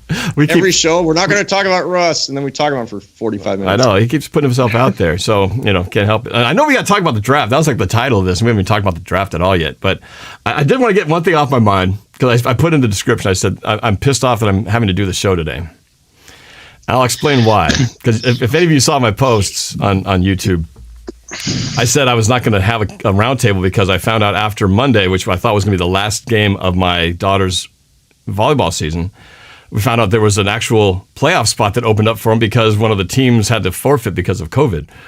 So I was excited. My girl's, she's going to have a practice Tuesday and play one, potentially two more games, and the season would be extended. So then I found out yesterday that they had to withdraw because the week before on Friday, the bus driver who took my girls' team to the volleyball match that night, turns out he got COVID, and he wasn't even wearing a mask while driving that bus. Now, just so none of you are alarmed, we did get tested today. We're COVID-free. We're all good. So fortunately, we dodged the bullet there. But man, I was so pissed yesterday. You can't even imagine, for multiple of reasons. The first one being that this guy who's a bus driver, a school bus for the district. I don't know who this guy is, but who is in charge of a bus full of students, players, and coaches, assistant coaches, and doesn't even wear their stupid mask. All right. I mean, I think the rule is there. You don't even have a choice, yet this guy didn't do it. And not only did he selfishly put the kids at risk, but he also put their families and everybody get in contact with risk, and then killed off their season, possibly ruined some of these girls who are playing club, other games that they were supposed to be playing in, or travel tournaments they're supposed to go to. Those have been ended. And then the stress. I mean, the stress I had last night of trying to deal with this, trying to think, who have I been in touch with since Friday? My parents that I saw, my family that was in town. And, I hadn't been this upset in a long time. Because, for the most part, I don't put political stuff out here. I don't like to take stands on things. I leave coronavirus stuff alone. And people can do what they want, right? If you want to get vaccinated, get vaccinated. I chose to get vaccinated. I always get the flu shot. I get other shots. I'm just that way. But with the mask thing, I know there's a lot of people who don't believe in this whole thing. They don't believe in masks. And, the thing about it is, it's one of those things that if it only was for yourself, like if you didn't wear a mask, you're only going to hurt yourself, then just go for it. Do what you want to do. The problem is, it's not just for yourself. It affects other people. And this is just a stark example of one of the closest ones that hit to home so far this year, where we were directly hit by somebody who just, made a stupid choice. And I shouldn't have been doing the show today, because I should have been watching my girl play a volleyball match right now. And instead, she's here and a bunch of other girls who should have been playing that match. And so that's just my little soapbox moment. Very frustrated that came down to it. I'm just glad that it turns out nothing was positive. There was no detection on the test. Got to have that swab stuck on my nose. That was a lot of fun. But man, just sometimes you got to think past yourself. That's the only thing that I have to say about that. So I'm glad I'm here now with you guys. Having that stress behind me and not the fear of potentially being infected. Once that was all passed and it was like, okay, breathe a sigh of relief, I was glad that we could actually turn a bad thing into something good and have this opportunity to do the show, because I'd missed doing the show. But doggone it, I would have loved to have one more chance, because these high school games, they're so fleeting. My daughter is going to be a junior next year, then it'll be a senior, and then she's going to be done with high school. And so every game is just precious, especially in a season like this where it was so short. So anyway, that's just my little rant there. You guys can add to it if you want, but that's just something I personally just really was extremely frustrating for me from a personal standpoint as a dad and all that. So. Yeah, no, but I can't help but comment on it, man. Just as someone who's, it's not even about being in education. It's just the fact that someone would be, I don't know if selfish is the right word. I feel so bad for those girls, because I can't even imagine for any of my kids doing athletics or activities. It doesn't matter what it is, to know that somebody willingly or knowingly stripped that from my kids.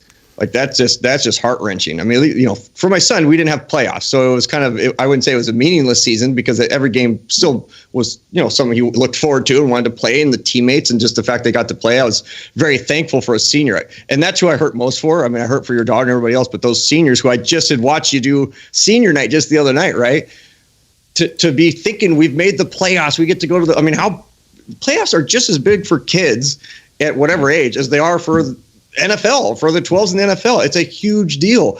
So to be knowing that you're going to go and then have that taken away because someone just selfishly made a choice. And I'm kind of stunned that, I mean, they probably will get fired if they were supposed to wear their mask. But man, that's just, public service announcement 101, right? Like, if you got a job that has to deal with kids and you can make the right choice, I mean, we can't fix stupid, but man, that is, I had a long conversation with my wife about that when I heard when you said that to me, because when you sent that to us, because I was like, that's why I didn't reply on the text. I was like, I can't believe that even happened. This just frustrates the heck out of me. If I was as a longtime athletic director, I'd be fuming. I mean, I would just be fuming, and it takes a lot to get me going, but I'd be going postal right now on behalf of my parents. Yeah. For what took place. Oh, and you can't get it back. That's the problem. No matter what I would do or anybody would do or your administrators will do, they can't get that moment back for those kids. Like, that's what sucks about that. Yeah. Yeah, you can't get the time back. The time's passed and it's just going to be gone. And, one more game. That means they didn't get that. And let me tell you the special thing. And everybody on this call will understand this one. There is something special about the final. First time I might even get a little choked up on this call. That final moment in the locker room with your players is special. Because you're watching those seniors, they're crying, they're hugging each other. In our football locker room, we'd sit there for hours. It'd be like 1 a.m. after the final game of the season because they did not want to take off their shoulder pads. It wasn't about taking all their stuff. It was just that helmet, shoulder pads. And maybe for volleyball, it's knee pads, whatever that symbolic thing is. But there's that moment that you kind of look at each other. It's like, okay, this is the last time. You hear professionals say it all the time. Yeah, we may win another championship, but we'll never win another championship with this locker room of people. So when you have a team of whatever, your volleyball girls or whomever it is, like they're not thinking about that moment, but at least they get to have that moment. So you took that away. My son got to have that final moment on the football field with his team, regardless of playoffs or not. They had a final game. They had the moment. They had the tears. They hugged and parents, all those things. So I hurt for you. I hurt for your daughters. I hurt for that community. I hurt for the school. And I don't even feel like I'm overplaying it. It's a huge deal. So I hope that others that listen or pay this forward, or if you got other people like, man, we don't know what it's like to see this world through the lens of these teenagers. So let's not bomb the F word on here. Let's not screw it up for them. Man. Yeah, and sadly, we're not the only school. I get passionate when it comes to kids, man. I get passionate about it, and for many reasons, because people should know better. Yeah, and sadly, we're not the only school. I think there's at least 2 or 3 other schools that have had the same thing happen earlier in the season. So we're lucky we made it to the end, and it's just that one, this one last game. But some of that, there's season wrecked for weeks ago. So yeah, coaches get it or player gets it. I've read that stuff, and that I understand that. The bus driver who doesn't wear the mask, that's inexcusable. Again, that's different than the coach or the player, or you're kind of playing, you didn't know you added those things. But I saw all your coaches, they're wearing the mask. I mean, it's the world we live in, unfortunately. So to knowingly do that because maybe you have a political, I don't know, just frustrating. Yeah. So I feel bad for you, man. No, I appreciate it. I just had to vent. I don't want to, dwell too long. I know people want to say, let's talk Hawk stuff. No, real quick. Hold on. Can I put in a little 2 cents? Real quick, 2 cents. I promise you. 2 cents won't get you that far in today's world. Well, just real quick. First of all, obviously, this is a devastating situation. Like you guys said, you never get that moment back. But I think it's important for our audience to talk about what we can learn from this, because like we said, there's nothing that can be done to make this up to these kids. So moving forward, I think it's important for all you kids at home, for all you people at home that have been lackadaisical with your regulations, that just haven't cared as much. Let this be the reason that you care more about the safety of those that are around you. Let this be the reason that you go the extra mile to make sure you're following regulations. And let this be the reason that this doesn't happen somewhere else.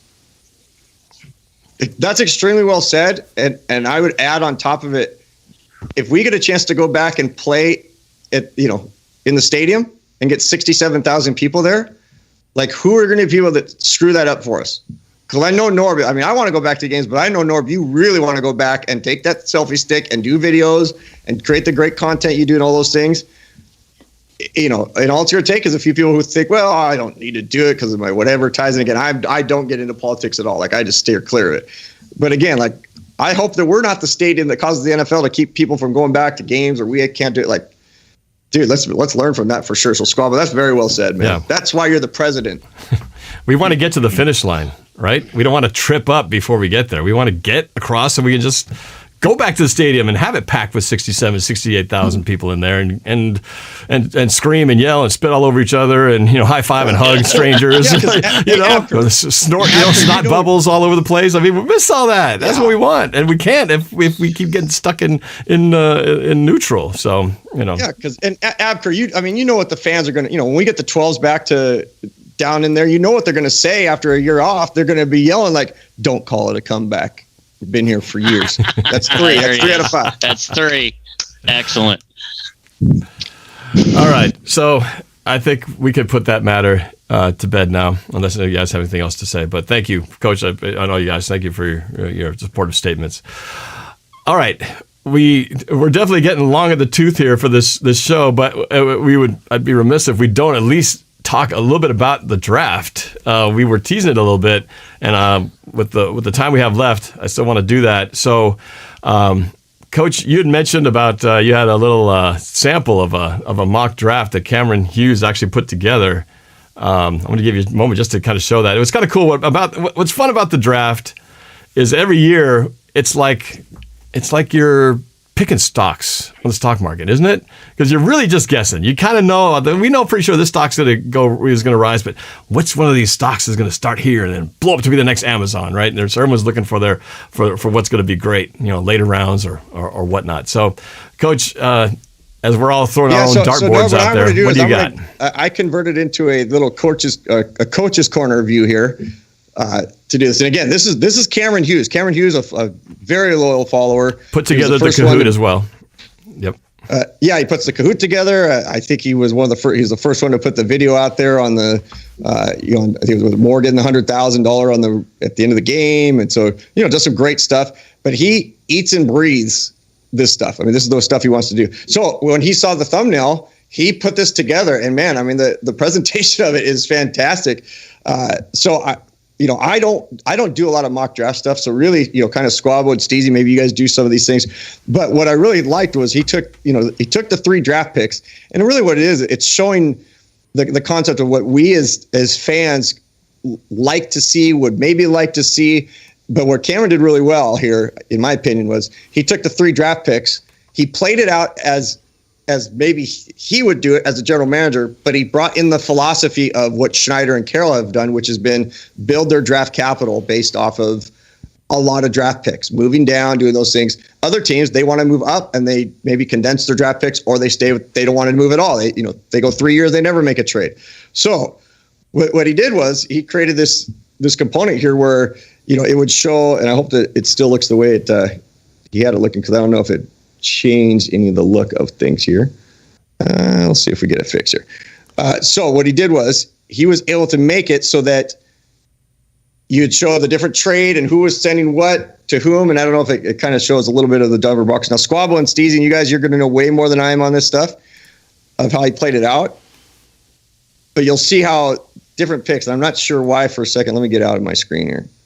No, we may have to go to something different, or maybe okay. Call it. I think the point is that we can all do this sort of breakdown. There's so many cool mock draft boards out there, so you can simulate the entire draft yourself and play general manager. So, but we're going to do a little bit of playing general manager while you're working on that, Coach. I want to go to our guys who are the experts here, particularly I think Steezy and Squabo and Abker. I know you got opinions on it too, but we've got 3 picks, and I think you guys alluded to the fact that we don't think we're just going to pick 3 players. So overall, what do you think the strategy is going to be in terms of what they do with those 3 picks and what they're going to target? I guess let's maybe do it from that standpoint, since we can't go super ultra deep in the weeds. But Steezy, let's start with you. What's your thoughts on how the Seahawks should address this draft in 2021 with the 3 picks they got? So yeah, first and foremost, have to trade down. That's kind of the only way that we accumulate more draft picks. That's kind of the only way that we add to that treasure trove that we have. I've seen people suggest that we potentially trade Quandre Diggs and maybe recoup a 3rd-round pick, but I don't know. I mean, he's kind of on the upward in terms of his trajectory. He made his first Pro Bowl last season in Seattle, and he's a hard hitter. I think he fits what we want to do in Seattle, and I think if anything, we're looking to extend his contract. So I'm not a big fan of that move, but I love what Cameron Hughes did. Shout out to Cameron Hughes. I think what he ended up projecting us with like 12, 13, 14 picks. So I saw a whole lot. Yeah, I solved the problems. I'll be ready in about 30 seconds here with it. So keep going. Okay, so with that being said, I think some of the positions that we had to target, cornerback, because we have, Killer Witherspoon, DJ Reed, Trey Flowers, Demarius Randall, who we brought back, and now we're reverting them back to corner. But beyond 2021, we don't have any corners signed. And so whether we're content with the group that we have to bring in depth no matter what. We have to bring in a potential long-term starter. Another position I'd like for the Seahawks to address, wide receiver 3. Even if it isn't wide receiver 3, we still need depth behind Freddie Swain, DK, and Tyler Lockett, as all those guys, or guys not named DK and Tyler Lockett, combined for 15 catches. And so we're going to need a lot more veteran experience. We need a lot more help at the receiver position. But those are the two positions that I target as of right now. So. All right. And then, go ahead. No, never mind. We could just, sorry. Okay. I think Coach is ready, so. Let me Squabble. Let me you jump in here with your draft strategy for the Seahawks, and then Coach, you can bring up that that video clip piece or the mock draft from Cameron. So Squabble, let's start with you. Your take. You got a different take on what the Seahawks should do in this draft in 2021? I have a pretty similar take. I think there are tiers to what Seattle needs this offseason, and I think we should prioritize how we go towards the draft. I feel like there are two positions that are pretty close in how much we want them or how much we need them moving into the season. And, which one leads could be argued either way. A lot of people are saying we need corner right now. I say we need a versatile offensive lineman. I'm also biased because I was a versatile offensive lineman. So I think that we should bring one in. So I say the most talented, the highest on our boards with our first pick, whenever that is, because we are probably going to trade back. If the best player is a man-to-man corner, we get him. If the best player is a versatile offensive lineman, we get him. But between those two positions, whichever one is the highest on our board and still remaining when we go to pick, we go after them. Then with our remaining picks, we fill in that. I think we trade back. I think we get a lot more picks. If we don't bring back KJ Wright, I think we get a strong side linebacker because we can't rely on the health of Darrell Taylor regardless. We also need a hungry running back. I think that could be an undrafted guy later on, kind of like a Thomas Rawls. And then a run-stuffing defensive lineman and a wide receiver 3 should all be targets for this year's draft. All right, I like it. Brian Abker, your thoughts on the draft this year? Yeah, I used to be involved in a lot of mock drafts, and guys like Todd McShay and Mel Kiper, who are the best at it overall in the NFL, they still don't even really know what's going on. They're just taking their best educated guesses. So to try to figure out what's going to happen is extremely difficult and a shot in the dark, and God bless anybody that's able to nail their mock draft. But my opinion is, based on John Schneider's philosophy of the draft is like sales. Sales is a numbers game. The more calls, dials, connections you make, the better chance you have of making a sale. The more players you bring in on the draft, the better chance you have of hitting on a good one. So I believe and I feel like they should take as many of those picks that they have now, those 3, and parlay those into as many as possible so that they can hit the numbers game. The philosophy is, in general, in the NFL, hey, the earlier the pick, the likelihood is high that it's going to be a better player and not a bust. But we can see through many, many drafts that doesn't always bear out. And all the superstars that were drafted from the 4th, 5th, 6th round on, right? So I think that Schneider's philosophy of get the most picks you can is the way to go. I hope they still hold true to that, and I hope they parlay these 3 picks into 9 picks somehow. And something tells me that they probably will. If it's not exactly 9, it'll be close to it. Yeah, which is great that you said that, because Coach Marsh. I can whip through this pretty quick, and you can see exactly what Cameron did, and he took it through stock. So I'm going to go ahead and go through this. I'm not going to, make this like some sort of talk presentation, but you can see, like, we had the 3 picks we start with. For those that don't know, we have a second pick, second round, the 56th pick. In the 4th round, we have the 129th pick, and then in the 7th round, I think we have the 250th or 51st pick. So what he's starting with here is he's saying that, again, making sure that we have, make sure I got the right one. So he's taking a pick, which is and he's moving it to Denver, and then you can see that there's things he's getting in return. So he's going to start creating things. So he creates a trade, and then he creates another trade with New England where he's sending, a pick, and then he's getting picks back, and he's taking pick that he gets. So here, third pick, second pick, fourth pick, and I'm not going to go through who's going to what, but as he makes the trade, he's acquiring and then trading more, acquiring and trading more, and he's made these trades, and now all of a sudden he starts to use the draft capital. So he's acquired these picks, and with that draft capital that he has through his mock draft, he's starting to gain and leverage. And then he started plugging and playing, which to me is the fun now that I've started kind of watching. Like I see guys plugging and playing, and then they get grades on their picks and all this. It's like fantasy football, on steroids that these guys do. And now I understand why Cameron loves it so much. So it's not about specifically this. This is where Cameron's putting his flavor into it. He's saying, look, if I had the round 4 pick at 120th overall, this is who I'd pick, and here's the strength. So he's kind of playing McShay and those guys. But as you go through it, now he pretends like, okay, at this point of the draft, now he's making another trade. So he makes another trade. He sends picks. He gets picks back. And now he's using those picks to draft more. So each one of these drafts that you see is something that he's acquired, and now he's using that pick. So every picture is more. And I've already bypassed 3 pictures, obviously, and the Seahawks only had 3 starting this. But now, as you can see, Cameron has added more draft picks.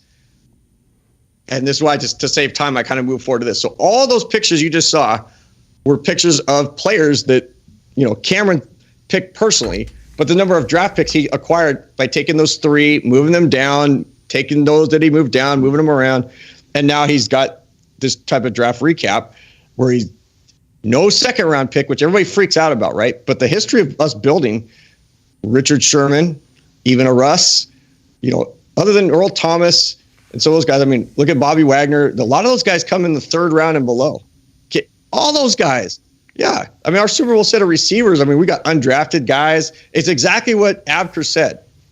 Now, here's the other part that I love that he did, and he threw together right before we started the show. Here's kind of an overall recap, but then he broke it down based on, it was a trade he got via the Panthers. It's a trade he got via Patriots. Here's still that back to that Panthers one. I think there might have been one more. Yeah. So he does this whole recap of everybody. And to me, it's fantastic the way he goes about doing that. And Cameron, I know I whipped through that pretty quick, but we will do another component on here. And what I want to do just real quick again, just one last time, is just so you can see how, again, he took 3 picks, one being a 2nd round pick, one being a 4th round, one being a 7th round, and he converted them to 1, 2, 3, 4, 5, 6, 7, 8 draft picks, 3 in the 4th round, 2 in the 5th round, 2 in the 6th round, 1 in the 7th round.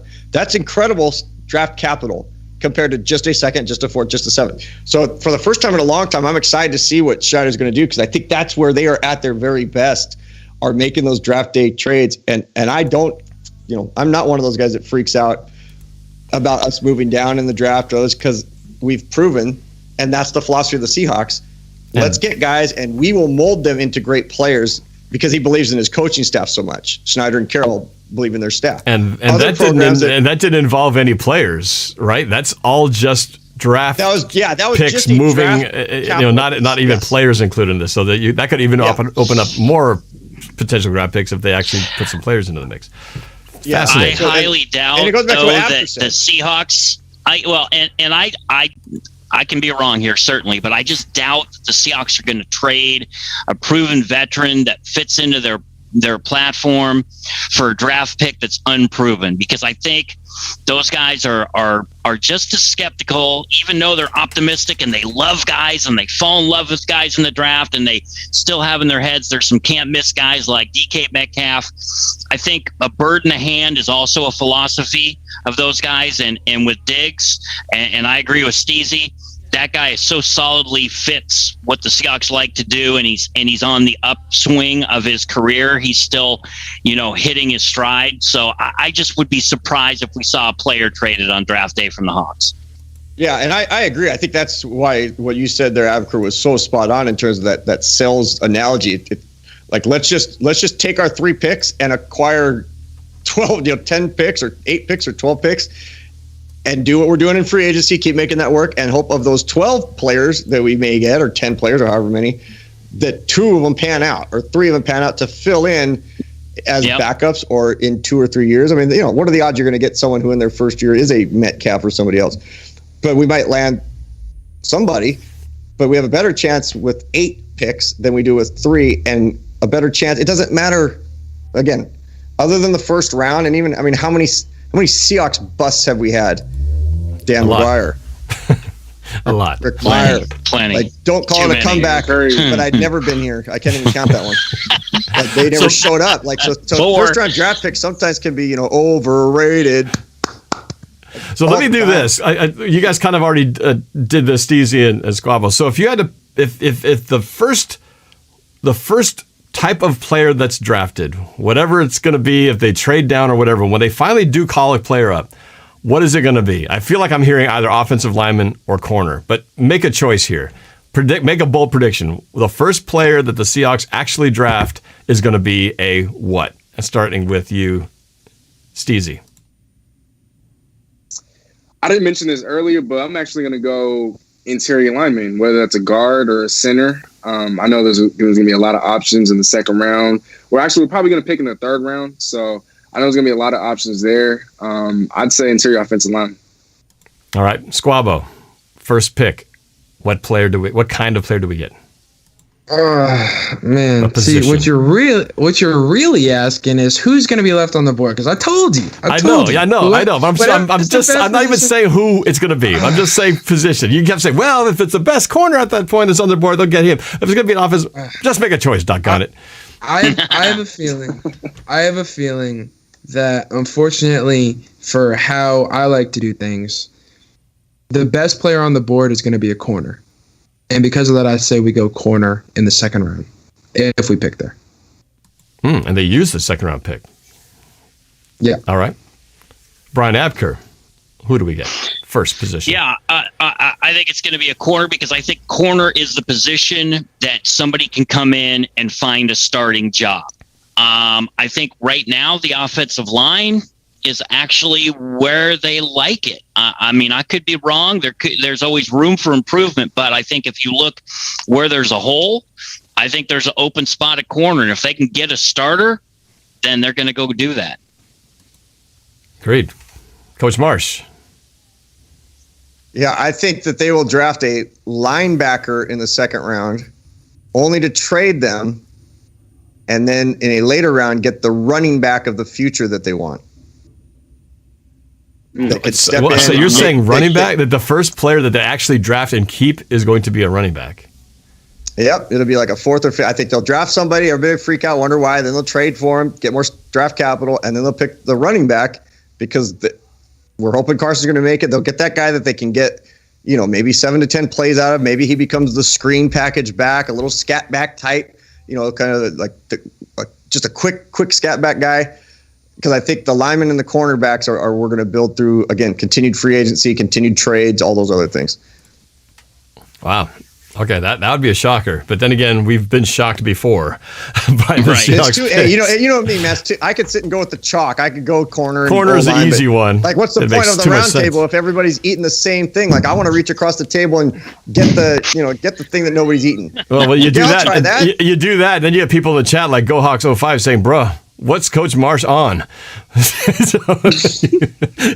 The hot take is you should have said quarterback at that point then, Coach. I mean, you want to really go off the charts. How about with all the controversy with Russell Wilson, maybe they're concerned. Maybe they want to get their quarterback of the future while they got one more year with Russ. Michael Dixon's been disappointed. I actually told someone that offline. I told someone, don't be surprised if the second pick we get, not the first one, if the second one. Now, if they did that, the first one would probably be an O-line or corner. But I said, if the second pick we get is a quarterback, it's a quarterback for the future so that we have just a new, fresh backup that's kind of grooming, for 2 or 3 years. Not because I think Russ is going to leave.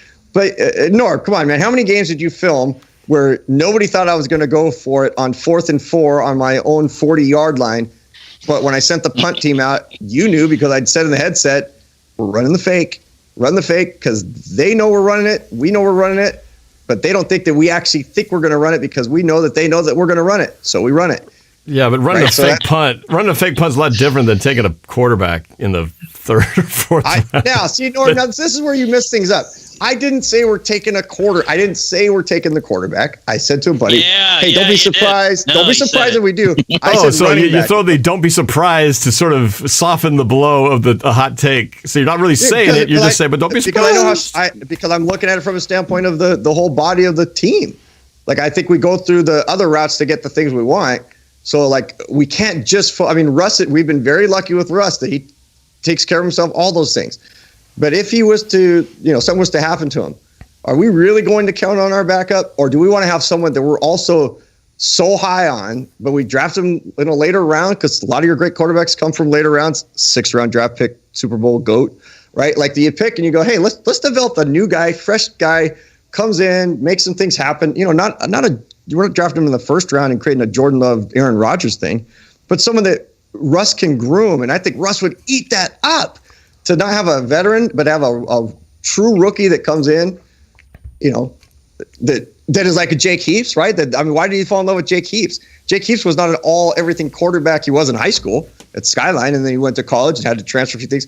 He chose Jake Heaps to be his quarterback coach because he watched Jake Heaps in film session and in other areas, the way he prepared, the way he trained. He had all the intangibles that Russ could choose anybody in the world to be his quarterback coach, and he chose Jake Heaps. So why not bring a guy in and go, hey, look, I'm going to teach you this. It's a fresh West Coast offense, so you're going to come in brand new. To me, it's, again, I just throw it out there so when people go, oh, he said that, because you know what no one will remember? They won't remember that I said quarterback if we draft an O-line in a corner. But everybody will remember. Draft the quarterback. I told you so. Marketing. Everybody will come to Coach for Life if I'm correct. They'll be like, holy cow. Like that. And I'm just going to say, man, don't call it a comeback. I've been here for years. All right. Well, that's a good take. That's a good way to cover it. And that's the thing about these draft experts. It's like, does anybody actually measure how accurate or off they are? Because they are always looked at as the experts every year. And yet, or Pigeon. They mess it up anyway, but they still become the draft experts. I think like Mel Kiper, if he mocks 100 picks, and this is just front to back the draft in the first couple rounds for each team, he's probably at about 77 or 78%, which to me is just incredible. But obviously, that guy's got a lot more insight and connections to teams to really figure out what they're doing. But that's usually about the best. And that guy's story is crazy, how he made it to his role. I mean, talk about a guy who didn't know but of anything, but just had a passion for drafts. Predicting and drafts. Now he's the guy, right? Hey, you got to be good at something, I noticed man. you didn't read what Pigeon wrote. Now I was too blind because I get bad vision. Pigeon thinks I actually have a good point. Now, Pigeon, I did see that. I didn't bother mentioning it. Norb would have read it out loud. You're right. Okay, Pigeon says Coach Marsh right there. Coach Marsh has a point. All right, we'll go with that. I'm not here to prove you wrong, Coach. I know that. Man. We're all just doing our thing. All right, Squad Steve, you guys okay? We're having fun at the King's Table buffet here with our bingo parlor. I feel like they're like, dude, are these old geezers almost done talking so we can make real points? We're just watching the game of shuffleboard. Like, do you want to play? I'm just acting as if I'm a sponge. But no, Coach, I think you actually have a great point. I don't think we target quarterback in the first 3 to 4 rounds, but I think come round 5, round 6, maybe round 7. I mean, as it stands right now, Geno Smith is still unsigned, so we don't have a backup quarterback in Seattle. And Russell Wilson, even if he does play another 10 years, he still needs another backup. I'd rather have a rookie backup in this draft than a Geno Smith, because we know what Geno Smith has done on the field as opposed to a quarterback. And I know and I understand the draft is a crapshoot, but we have a chance to develop our own guy. Russell Wilson knows he's not going to be an immediate threat to his job. And so Russell Wilson, he's getting older. He's getting wise. He's a vet. I'm sure he would relish the opportunity to take someone under his wing and kind of, show him how it's done. Give him that role. Mm-hmm. Like, I would think Pete Carroll would give him that role. Like, hey, let's just pick a guy. And maybe they'll do it unrestricted, but it's because every year you bring in unrestricted guys. But if you really drafted a guy in the top 6, 7 round, whatever, probably I'd say 6th round, 5th round, and you say, hey, Russ, like, the only reason we're bringing this guy in is we want you to I mean, what a great thing to kind of maybe pull him back into that leadership spot, leadership position. You're right. I think he would totally eat it up. And to be honest with you, man, every time, Steezy, when I would coach and we would go through, different drills where we're kind of doing, 2 minute or what have you, and I needed to pull a player out, but I wanted to say that they were injured, but I didn't want to say a player was injured or say, oh, someone hurt their ankle, they're out. I would say someone got an EGO, Tommy has an ego injury. Get him out of there.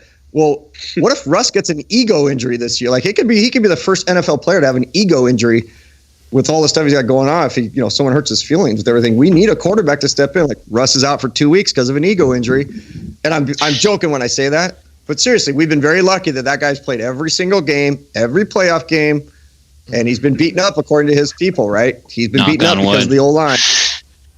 Going to take its toll. Yeah, we can't take one in the first. Don't forget.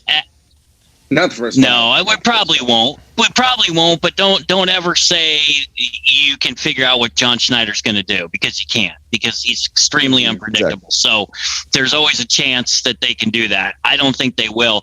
But let's not forget, Alex Magoo is still on the roster, but he also got in trouble and is under investigation for hitting a guy down in Tampa. So we is anybody going to get a jersey though that has Magoo on the back? I mean, let's be honest. Like Mr. Magoo. That was not anybody over 35 that knows what Mr. Magoo really is. Yeah, I'm the half-faced guy, Marshmallow. I can ridicule myself, but I'm like, do we really want to say like, hey, we're counting on Magoo? Well, you're talking about a 6th-round pick, and let's make it clear what I'm saying here. I'm not saying Seattle won't draft a quarterback in the first 5 rounds. I'm saying that it would be the wrong move. I almost think it's the wrong move to draft a quarterback at all. I think an undrafted backup quarterback is just fine, but we saw the impact that it's had the past year. The teams that had quarterbacks in place, that drafted quarterbacks, one of them's without their quarterback now in Philadelphia, Jalen Hurts to Carson Wentz, and the other one, you just brought up a trade proposal for San Francisco to get rid or to bring in the quarterback that had another quarterback drafted behind him. Either way, those quarterbacks but that was a high round. I'm talking a 5th, 6th, 7th round where the guy not playing. Regardless, with a guy that's getting beat up like Russell Wilson has been getting beat up, and he's talking about how he needs help.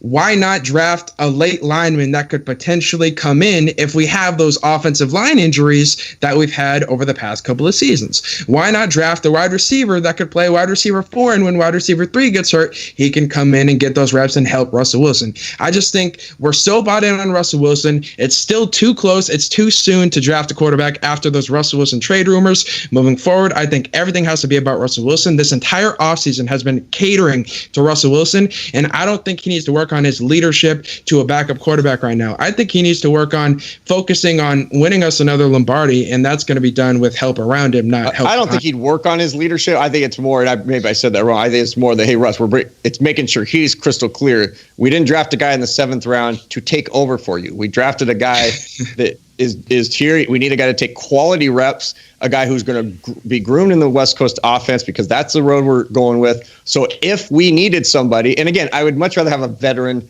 from a standpoint of, is going a rookie go in there and make something happen?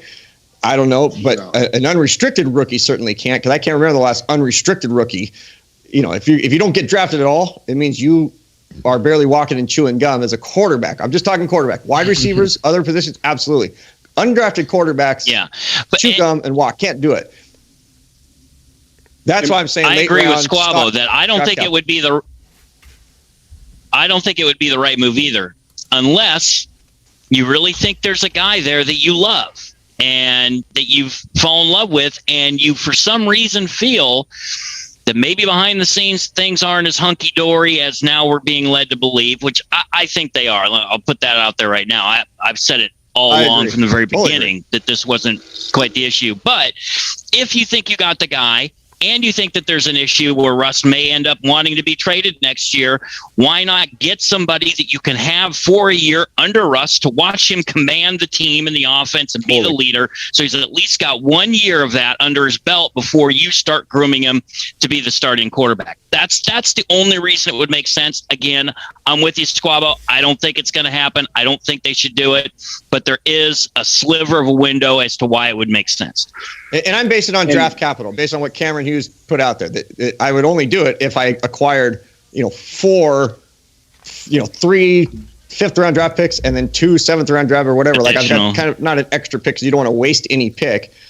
But right, and you have to bring in some people that you'd use. So I wouldn't use it as one of my core picks. But man, if I get up to 9 or maybe 10 draft picks, then I think it's a consideration. But there's no way I'm doing it if I only have 5 total picks. And you do have to have but give me the backup, an extra 7th round pick. I'm doing it. That backup quarterback, you never care about that until the time your starter goes out. Then all of a sudden you go, man, we don't have a backup quarterback. So exactly. There is that point, but it only matters when it matters. And of course, it's never mattered because we've been lucky at this point. Guess who it mattered the most to? When a guy by the name of Drew Bledsoe got hurt, and they had a guy in the 6th round that they drafted. I don't know if you've heard of him, but his name is Tom Brady. And all of a sudden, right? I get it. It's a once in a but they knew they needed a guy. They had a guy. Man, didn't Norb say something about comparing people to Tom Brady? I know. Coach Marsh loves to bring Tom Brady as the. Let's just bring this guy Tom Brady into this thing. No. That's an organizational thing. That's they didn't know they had Tom Brady. If Drew Bledsoe doesn't get hurt on that play, we never discover who Brady is. About never becoming Brady. Brady may never become Brady because Bledsoe is the guy. I sat on not a private plane, a small plane from Pullman to Seattle because I graduated the same year with Drew Bledsoe. We sat next to each other, praying to God that we were going over 3,000 feet because it did not feel like the plane went over 3,000 feet. And I'm thinking, dude, you're worth $30 million. I'm worth $3. And we're just as scared. We're equally scared right now flying home for Thanksgiving. But that guy, I love Drew Bledsoe. We wouldn't have known about, but the organization knew we better have a decent quarterback. So they drafted pudgy, chunky Brady in the famous picture of him in the 6th round. Brady has been very lucky, man. Brady has been very lucky. There's a lot of degree of luck in his career to have gotten where he's gotten. How long does that go? Steez, you had something you wanted to say. Go for it, man. Yeah, just on Coach's behalf, look, we all believe that Russell Wilson is going to stay here. We all want to believe that, right? we all hope for the best, obviously, but as the saying goes, you always want to hope for the best, but prepare for the worst. I think in the event that, for whatever reason, Russell Wilson does force his way out, at least that's someone that gives us a little bit of leverage. At least we have a quarterback. We wouldn't have to push for a quarterback in exchange. Who knows? It is going to be a quarterback, in the 7th round, 6th round, 5th round, but at least we have a quarterback on our side and the cupboard isn't bare in that regard. And I'm not saying he's going to get injured, but with, the amount of times that Russ has been hit, the way that he's been able to avoid injury, you just never know. The odds are at some point. Yeah, I know. We don't want to. We don't want to believe it. What if he decides he does this thing with J-Lo and Sierra, and he decides he wants to be a mumble rapper? So he's like, hey, I'm going to take some plays. I'm going to get a little cramp here or there because I want to hit the recording studio and be a mumble rapper for a while. Or he's got the second thing he wants to do. Again, and I'm being facetious, but at the same time, yeah, you are. He's moving in a different direction as a human being, which we all do. So it does placate into things. So I get that he's got the chef, and I agree that he's balanced it because he's got a team of people around him. But there's still a point where you're going everything. Your body takes wear and tear. You're flying all over the place. Yeah, the trade-off is he does take care of himself. But we all age, man. I didn't think that I'd be going through all the injuries. We just don't know what's going to happen. So yeah, even though he spends $1 million plus a year on his body, doesn't mean he's Superman. And he's invincible. We do know that. He has been hurt before. He just managed to play through it. All right. So I know people are aching to get to the trivia. We are going to do that draft trivia here. I just want to mention this one last headline. It was in the story above, but I want to pop it up in here. So the last little bit of news that just popped up today, Aaron Donald in the news for not a good thing. Just the image right there. This dude, Vincent Spriggs, claims that he bumped into Aaron Donald in a club in Pittsburgh, and then Aaron Donald proceeded to beat him up, I think along with somebody else. And his lawyer is going to take criminal charges against Aaron Donald in this situation. So too early to really tell how legit this story is. The guy's obviously pretty beat up, but we will not know the details until it starts to unfold. Be interesting to see if there's any truth to this. Is this just a guy trying to dig up some gold, or is there some truth that Aaron Donald actually did beat up this guy and there is some assault charges pending? It's not crazy. It's a possibility. I don't know if you guys have any other info, but that was the latest I heard before we started the show. But we'll see. Any insight you guys have on this story other than that's what happened? That looks like the Seahawks offensive line since he got drafted. It looks like Squabo looked after his flag football game, right? Like football. Hey, relax, Coach Marsh. Relax. Okay. Squabble. I'm sorry, man. I'm sorry. You're like Tom Brady. You're like Tom Brady. I delivered the hit there. Okay, I was the one doing the hit. Look, that doesn't look like he was the one doing the hit. This guy delivered the hit too. He delivered his face. He used his face to hit the guy's hand. I mean, he's got it pretty good too, I think. So, all right, well, we'll see what happens on this story. See if this is just TMZ type stuff or if there's actually a criminal investigation to follow. But wouldn't want to be in his shoes. That doesn't look very fun.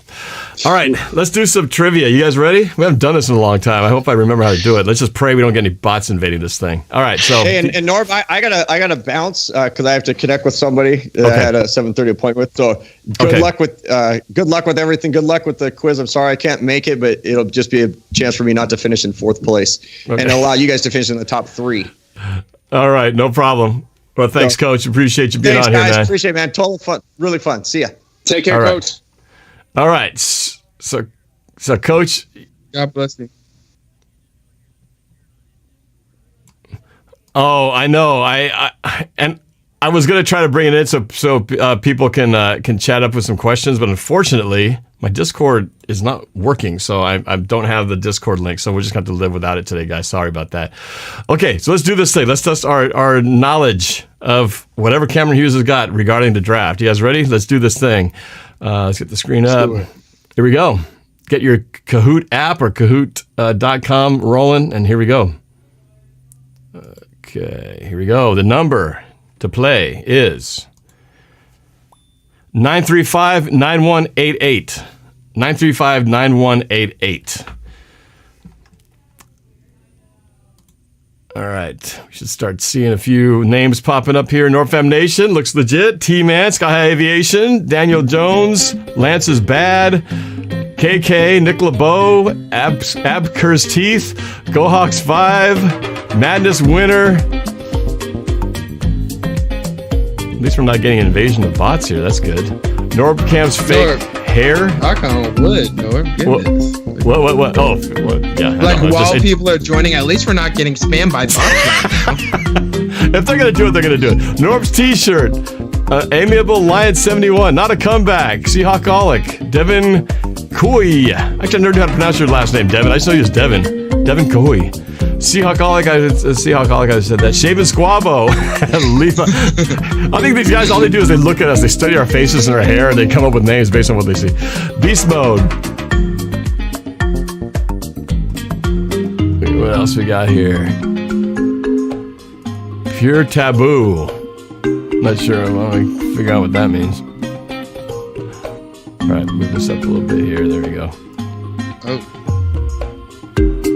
Gallant is a go. Oops, sorry, messed that up.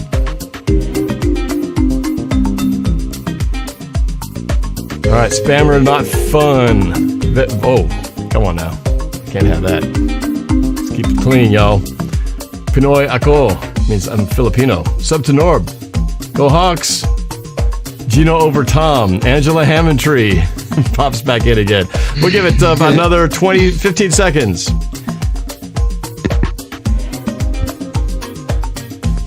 right, pull that over. There we go. 15 more seconds here. 30 Fox 76. Fake goateezy. Fake goateezy.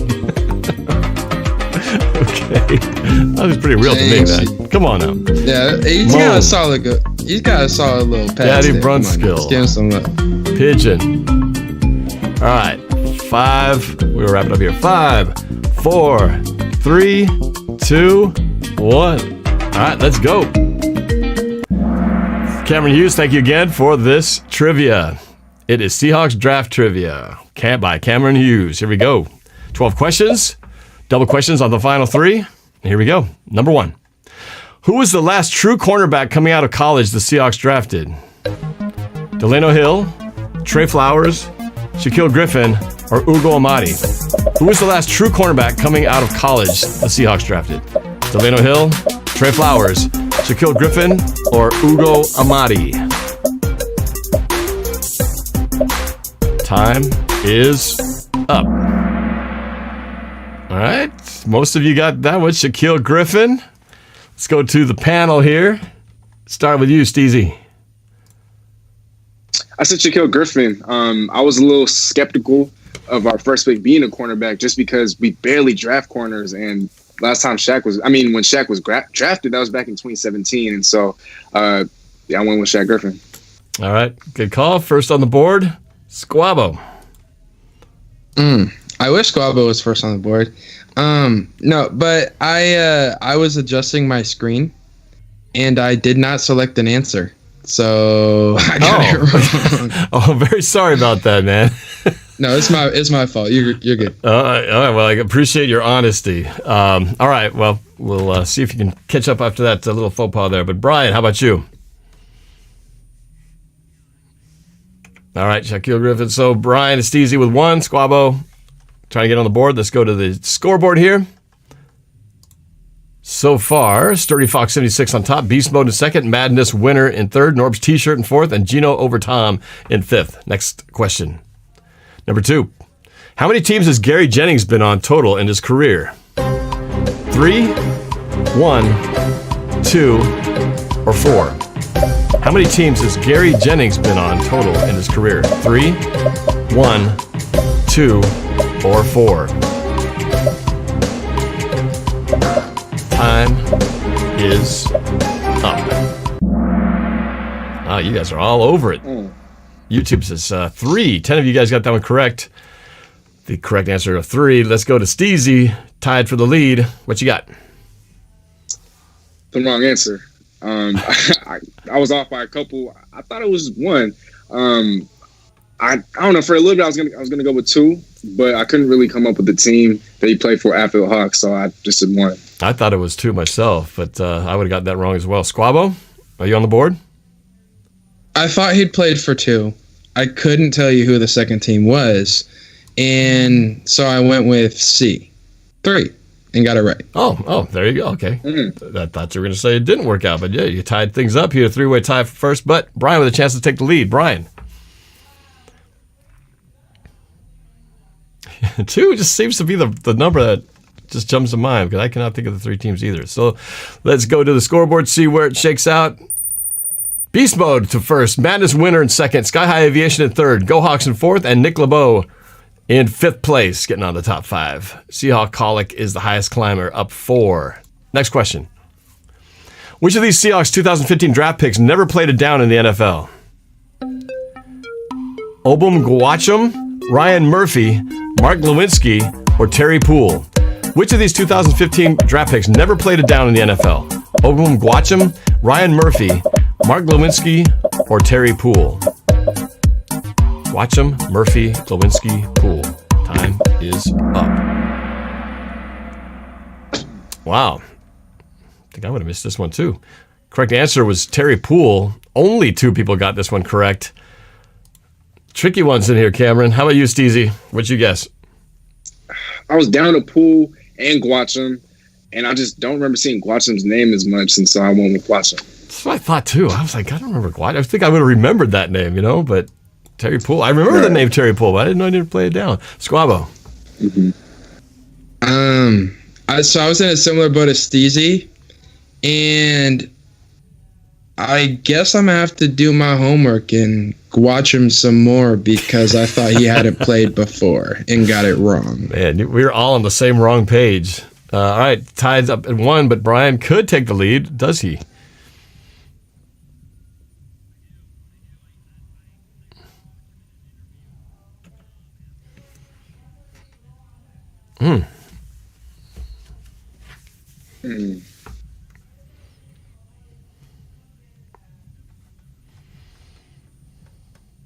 Wow. Good memory. All right, so with that, Brian takes the lead 2-1 over the other guys. They're saying they can't hear him, by the way. They can't hear Brian? That's what they're saying. Interesting. I'm not sure what happened there. Oh, wait a minute. I got it. I know it's wrong. Hold on a second. Give me a second.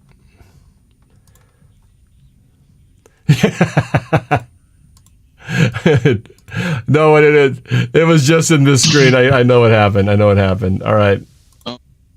Okay. All right. I gotta get fixed one last thing. Sorry about that, Brian. That was just a small faux pas. And here we are. I think this should do it. That should do it. All right. You guys can hear Brian. Go sing a tune for us. Can you guys hear Brian? Yeah, check 1, 2 on the mic. That's not a spinning song. the platters. That's not a song.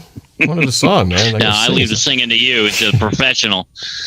All right. We can hear Brian. You do not now. want to hear me sing. Actually, I do. Maybe if we do that roundtable with enough pizza and beer, maybe I will hear you sing. But let Brian sing. Take a lot. Let Brian sing. Yeah, Brian Singer. Okay, let's continue on with the scoreboard. Oh, Beast Mode's on fire in first place. Matt is winner in second. Sky High Aviation in third. Go Hawks in fourth. Nick LeBeau hanging in there at fifth. Beast Mode 3 in a row takes top spot. Next question. Oh, it's a multiple select. Uh-oh. When was the last time the Seahawks drafted less than 7 players in a single draft? There's more than one answer here. 2009, 2013, 2016, 2006. Multiple answers. When was the last time the Seahawks drafted less than 7 players in a single draft? 2009, 13, 16, or 6? Time is up. Well, it actually said multiple answers. There's only one. Okay, little faux pas on the Kahoot there, but hopefully we can get it. If you guess 2, but you get one of them, I'll give you credit. All right, so the correct answer was 2006. 6 of you on YouTube got that correct. Let's go to the panel. Sorry about the misleading about the multi-answer. A little technical glitch there. Steezy, what you got? You're the draft king here. How does memory serve? I've been listening to Squabo, and I remember a couple weeks ago he was talking about how the Seahawks have never drafted less than 8 players. And so if you go back to before 2010, the years that are listed before 2010 are really the only options. 2013, 2016 are automatic off the table. And then you were talking about how this was a multiple choice type of question. So I went with both 2006 and 2009. And based on that ruling, you get the point there. So 2, you tied up with Brian for the time being. Squabo. Sounds like you already had a little bit of insight to this question, so do you? I figure you have this.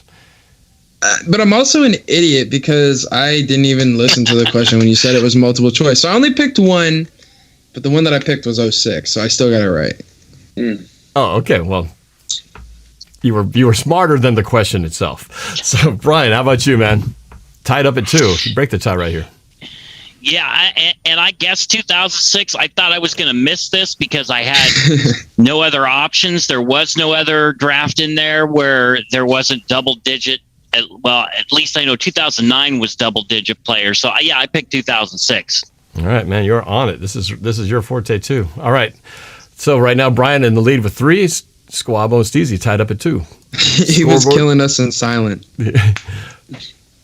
All right, well, I guess nothing's changed here. Beast Mode, Madness winner in second, Sky Aviation, Go Hawks, and Nick LeBeau in 5th. We'll go to the next question. True or false? Every Seahawks 2012 draft pick played out their rookie contract at least 4 years in the league. True or false? Every Seahawks 2012 draft pick played out their rookie contract, parentheses, at least 4 years in the league. True or false? Every 2012 draft pick played out their rookie contract. True or false? 8 of you said true, which is a correct answer. Let's go to the panel. Steezy. I ended up going with false. I was trying to go back to 2012 and think about all the players that we drafted. And before I got to the end of it, false was my answer at the time. So got it wrong. Squabo?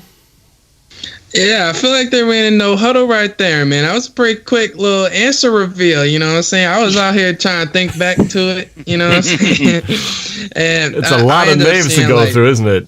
Yeah. Well, here's the thing, is that it says they played out the rookie contract in the league. So I'm like, man, I got to remember if they left the team. Play somewhere else. Right. You know, or something like that. So I said false. I thought it was ridiculous. That's very tricky, Cameron Hughes. Brian, though, did he trick you?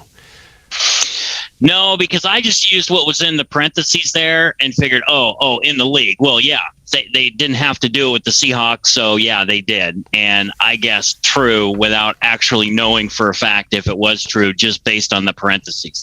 Well, and if you follow Coach Marsh's advice, we should have just gone for true, period, because it's true, what do you say, 75% of the time? Is that what he said? Mm-hmm. In this case, it worked. All right, so Brian with a 2-point lead, 4, and Squabo and Steezy with 2. Let's see how the YouTube scoreboard shakes out. Beast Mode on top, Madness Winner in 2nd, Sky High Aviation in 3rd, Seahawks Fan up to 4th, and NORBFAM Nation just gets under the top 5 at number 5, and Pigeon climbing 8 places. Next question. Russell Wilson has the most passing yards by a quarterback drafted by the Seahawks. Who is 2nd? Dan McGuire, Seneca Wallace, Matt Hasselbeck, or Rick Meyer? Russell Wilson has the most passing yards by a quarterback drafted by the Seahawks. Who is the 2nd? Dan McGuire, Seneca Wallace, Matt Hasselbeck, or Rick Meyer? Most passing yards in 2nd. Who would have thunk it? That's kind of tricky, though. That's very tricky, man. Baiting them like that. Dangling the Matt Hasselbeck name out there. They took the bait. But you got to know the history of how Hasselbeck got here. All right. Start with Steezy. So I eliminated Hasselbeck because he wasn't drafted by the Hawks. He was actually drafted by the Packers. Yep. Seneca Wallace, he never really got too much playing time, or at least in Seattle he didn't. And so I crossed him off. And so I was down between McGuire and Meyer. And Meyer I feel like I've heard him more, so I ended up going with Meyer. Good process of elimination. Two names you don't normally think of as most passing yards, but kind of shocking. Squabo. Back when the Bolt was on the radio, we had a lot of questions about former Seahawks quarterbacks. And quarterbacks that weren't brought up a lot were Seneca Wallace and Dan McGuire. Quarterback that I said a lot that apparently I'm pronouncing wrong, unless you guys are pronouncing it wrong. Steezy and I on the Bolt always called him Rick Mirror. And I actually picked him too. But I don't know if you heard of Meyer, man. Is it Meyer? Is it? I mean, you guys were around back then. We always called him Rick Mirror. So it's Meyer? Rick Meyer, yes. Yes, you had to be alive to endure those days. But yes, it was Rick Meyer. That's funny that you call him Mirror. That's hilarious. Abker, we have the benefit of having been alive that long to know how to pronounce the name. But did you guess this name as the correct answer? Well, yeah. I mean, it came down to really only 2 possible options, in my opinion. That was Seneca Wallace and Rick Meyer. And Rick Meyer actually won Rookie of the Year, Offensive Rookie of the Year. And then just was flat out garbage after that because he couldn't understand a playbook. And the only reason he got Rookie of the Year was his ability to play playground football. So, yeah, I got it right. Nice. You're just killing it in here. But only a 2-point lead, 5 and 3 to Squabo and Steezy. Scoreboard update. Not much changes there. Beast Mode still in 1st. Madness Winner 2nd. Sky High Aviation in 3rd. Seahawks Fan in 4th. And Gettleman is go. Gets in there on to 5th. And up 7 places, Gino over Tom is the highest climber. Next question. Number 7. Who is the last quarterback drafted by the Seahawks to complete a pass in a regular season game, excluding Russell Wilson? Trevon Boykin, Seneca Wallace, Mike Teal, or Brock Heward? Who is the last quarterback drafted by the Seahawks to complete a pass in the regular season game, not Russell Wilson? Trevon Boykin, Seneca Wallace, Mike Teal, or Brock Heward?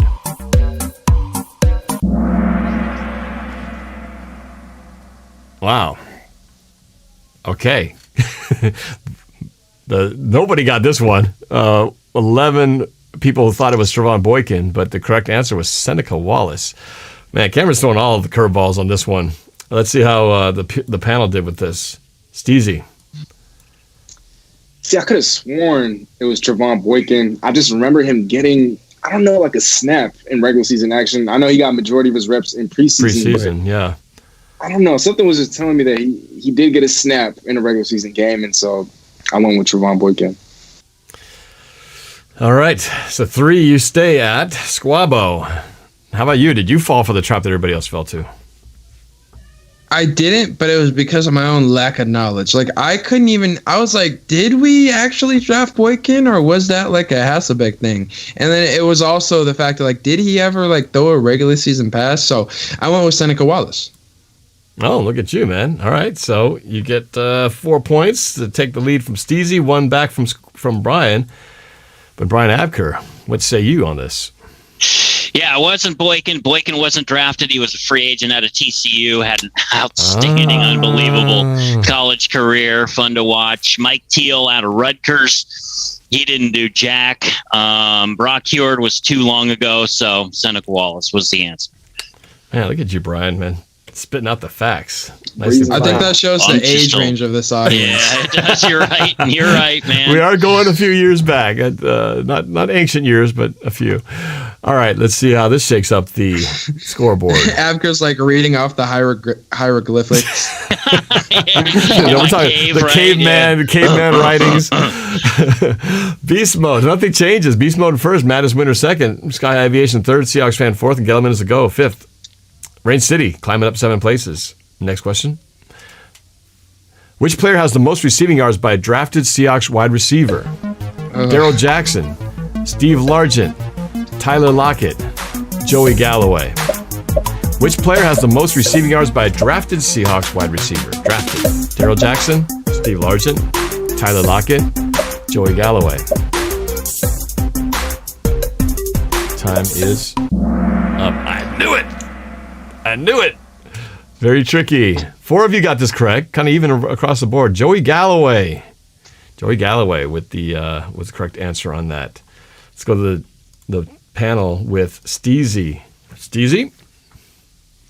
Man, I knew I should have, because I knew that was an old school player in the picture that was being shown, and so I should have went Joey Galloway, but I ended up going Darrell Jackson. I went Darrell Jackson. Darrell Jackson would have been the one I would have. I was kind of debating between, but I'll see if Brian can break that down. He's pretty good at breaking these guys down. But Squabo, let's go with you on this one. Chance to inch closer to Brian's lead. Until Brian answers. I actually got this one right. Explain. Steve Largent we traded for from Houston. Tyler Lockett is like recency bias. Like that's like a recency bias answer, I thought. Yeah. Darrell Jackson, I have no idea where he came from, but I know he had more like single game records. Like he has the most single receiving touchdowns in a game for Seattle in Seahawks history with 4. But Joey Galloway had a lot of long-term records, and that's why I said Galloway as my answer. All right, Brian, what do you got here? Something tells me you're going to know this one. Well, Squabo carved it out nicely. The only gap I can fill in is that Darrell Jackson was out of Florida. Joey Galloway. Okay, there we go. 7 for Brian, 5 for Squabo, Steezy at 3. YouTube. By the way, I think that picture that was shown was actually Brian Blades. I'm not sure because I didn't get it close enough. I think you're right. Because he would not show the actual answer there. So he's pretty. Yeah. Right. Nobody puts the answer in the picture. It's too deliberate. So then somebody will do it and then mess everybody up. All right, scoreboard check. Not too much, except at the bottom. Beast Mode in first. This is very close, though. Madness winner in second. Sky Aviation right behind in third. Norb's T-shirt in fourth. In there. I know. And NORBFAM Nation in fifth. But everything's within 1,000 points. Top is 28.57. The bottom is only 20.87. So only 800 points separate top to bottom. Let Brian Sing is the highest climber. 4 places. I love these guys, man. These YouTubers are so smart with the comments. All right, here we go. Next question, number 9. Which player has the most interceptions for a defensive back drafted by the Seahawks? Sean Springs, Richard Sherman, John Harris, or Ken Lucas? Which player has the most interceptions for a defensive back drafted by the Seahawks? Sean Springs, Richard Sherman, John Harris, or Ken Lucas? Time is up. Chicky again. John Harris, though, the YouTube guys actually got most of you got this correct. 6 of you got it correct. John Harris. 2, the panel with Steezy. What you got? I went with Sean Springs because wasn't he the guy that had like 10 picks in a single season for the Hawks? And so I didn't know who Harris was. I didn't know who Ken Lucas. Who's that third? Yeah, I didn't know who he was. Richard Sherman. I mean, I was very close to saying Richard Sherman, but I think the fact that so I ended up going with Sean Springs. But you're saying which guy had 10 picks? I don't think it was Sean Springs, was it? You're not talking about Dave Brown, are you? Dave Brown. Oh, okay. Yeah, I got my name. I'm not sure. Brian probably knows. He's the guy who knows this stuff, but we'll get to him in a second. Squabo? Let's just get to Brian, man. We can just go to Brian. For me, this question was Sherman or bust. I had no clue, so I just said Sherman. All right, so stuck at 5. Steezy stuck at 3, but Brian could extend his lead even further. Brian, what you got? Yeah, this was in my wheelhouse. Ken Lucas is actually a friend of mine. He was out of VTech, drafted under Holmgren. Turned out to be really, really good for the Panthers about 3 years after his career with the Seahawks. Sean Springs out of Ohio State. His dad was a running back for the Cowboys named Ron Springs. John Harris, number 44 for the Hawks. He was an incredible safety. He was really, really good. Oh, there we go. All right, so Brian with a sizable lead, but not insurmountable at this point. Anything can still happen. Let's go to the YouTube scoreboard and see how this shakes out.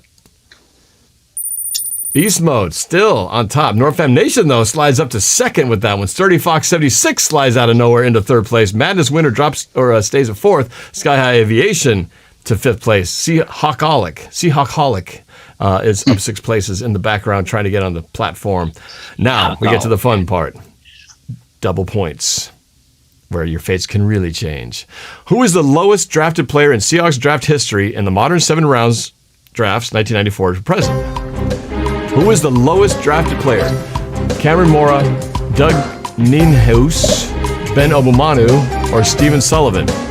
Lowest drafted player in Seahawks draft history. We're talking about 1994 to present. Cameron Mora, Doug Ninhus, Ben Obumanu, or Steven Sullivan? All right, it's the guy's name I can't pronounce. Doug Ninhus. Niehaus. It's Niehaus. It's spelled wrong, isn't it? Is that spelled right? I think it's spelled wrong. I think the N is misspelled. I think it's spelled. That's what threw me off. It should be just Niehaus, but okay. Anyway, Doug Niehaus, the correct answer there. Number 5 of you got that one correct. Now let's go to the panel. Steezy, try to get life late in the game for double. Could tie Squabo with this answer. What happened this round? I ended up going with Steven Sullivan just because I remember we didn't have a pick in that round, or the pick that we chose or that we used to pick him. That wasn't our pick. We had to kind of buy our way or trade our way to get that pick. And I remember it being towards the end of the 7th round. And so I ended up going with Steven Sullivan. All right. Sorry there, Steezy. Squabo, how about you, man? Your chance to inch closer to Brian with a 2-point answer here, but what say you? Well, I had no idea. And Stephen Sullivan was my recency bias guy. Ben Obumanu was recent enough that I considered him recency bias. So it was between Mora and who I like to pronounce Ninhuis. Doug Ninhuis and Cameron Mora. Cameron is actually the name of the dude doing the trivia, so I thought that was bait in that sense. So I said Ninhuis. Ooh, and according to Cameron Hughes, who made this trivia in the chat, he says correct spelling is Neinhuis. So he actually had it almost right, but he's got the I and the E transposed. It's still not, though. It's, and I don't even think it's Doug. It's Steve, right? Because we're talking about the highest drafted player from the Seahawks, right?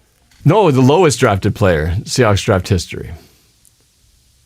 So who is the lowest drafted player in Seahawks draft history in the modern 7-round draft? Low draft pick, right? If we're talking about moving high number up or down. So so that's a little confusing, but okay. Right. So I got it right, but by accident, because I actually thought he was talking about Steve Niehaus, who was the Seahawks' first ever pick, ever selection in their draft. So I got it right by accident. Okay, because you thought it was highest. Okay, all right. Well, that puts you in double digits, and still not insurmountable, but it's getting there. All right, let's get to the scoreboard as we're down the home stretch here. Whoa, changes galore. Sky High Aviation suddenly shoots up to the top. Norb's Nice T-shirt in work. second. Let Brian Sing gets on there at third. Seahawk Holic to fourth. And Beast Mode drops down to fifth place. Holy cow, the entire podium looks very different now. T-Man up 7 places. 2 more questions to go. Here we go, all doubles. Number 11. 2 points. Here we go. 2020 was the first time since what year the Seahawks picked a college player with their original first-round pick? 2018, 2012, 2009, or 2011?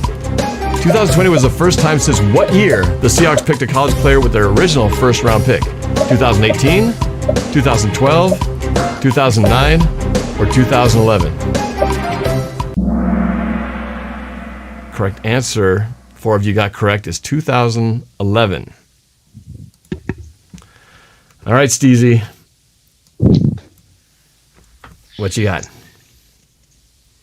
I'm tripping because I said 2018, but Rashad Penny was our pick that year, but we traded down with the Packers, and so I don't know why I said that, but I said 2018. Oh man! All right, rough day of the trivia for Steez, but hey, you know we all have those days. Squabo, what you got, man? You could still stay in the game, but you got to get this one correct and hope that Brian stumbles. I just like to point out that right now Steezy plus Squabo equals Brian. So we've accomplished something, Steezy. We can retire. That might be the only way you can win this if you add your 2 scores together. Okay.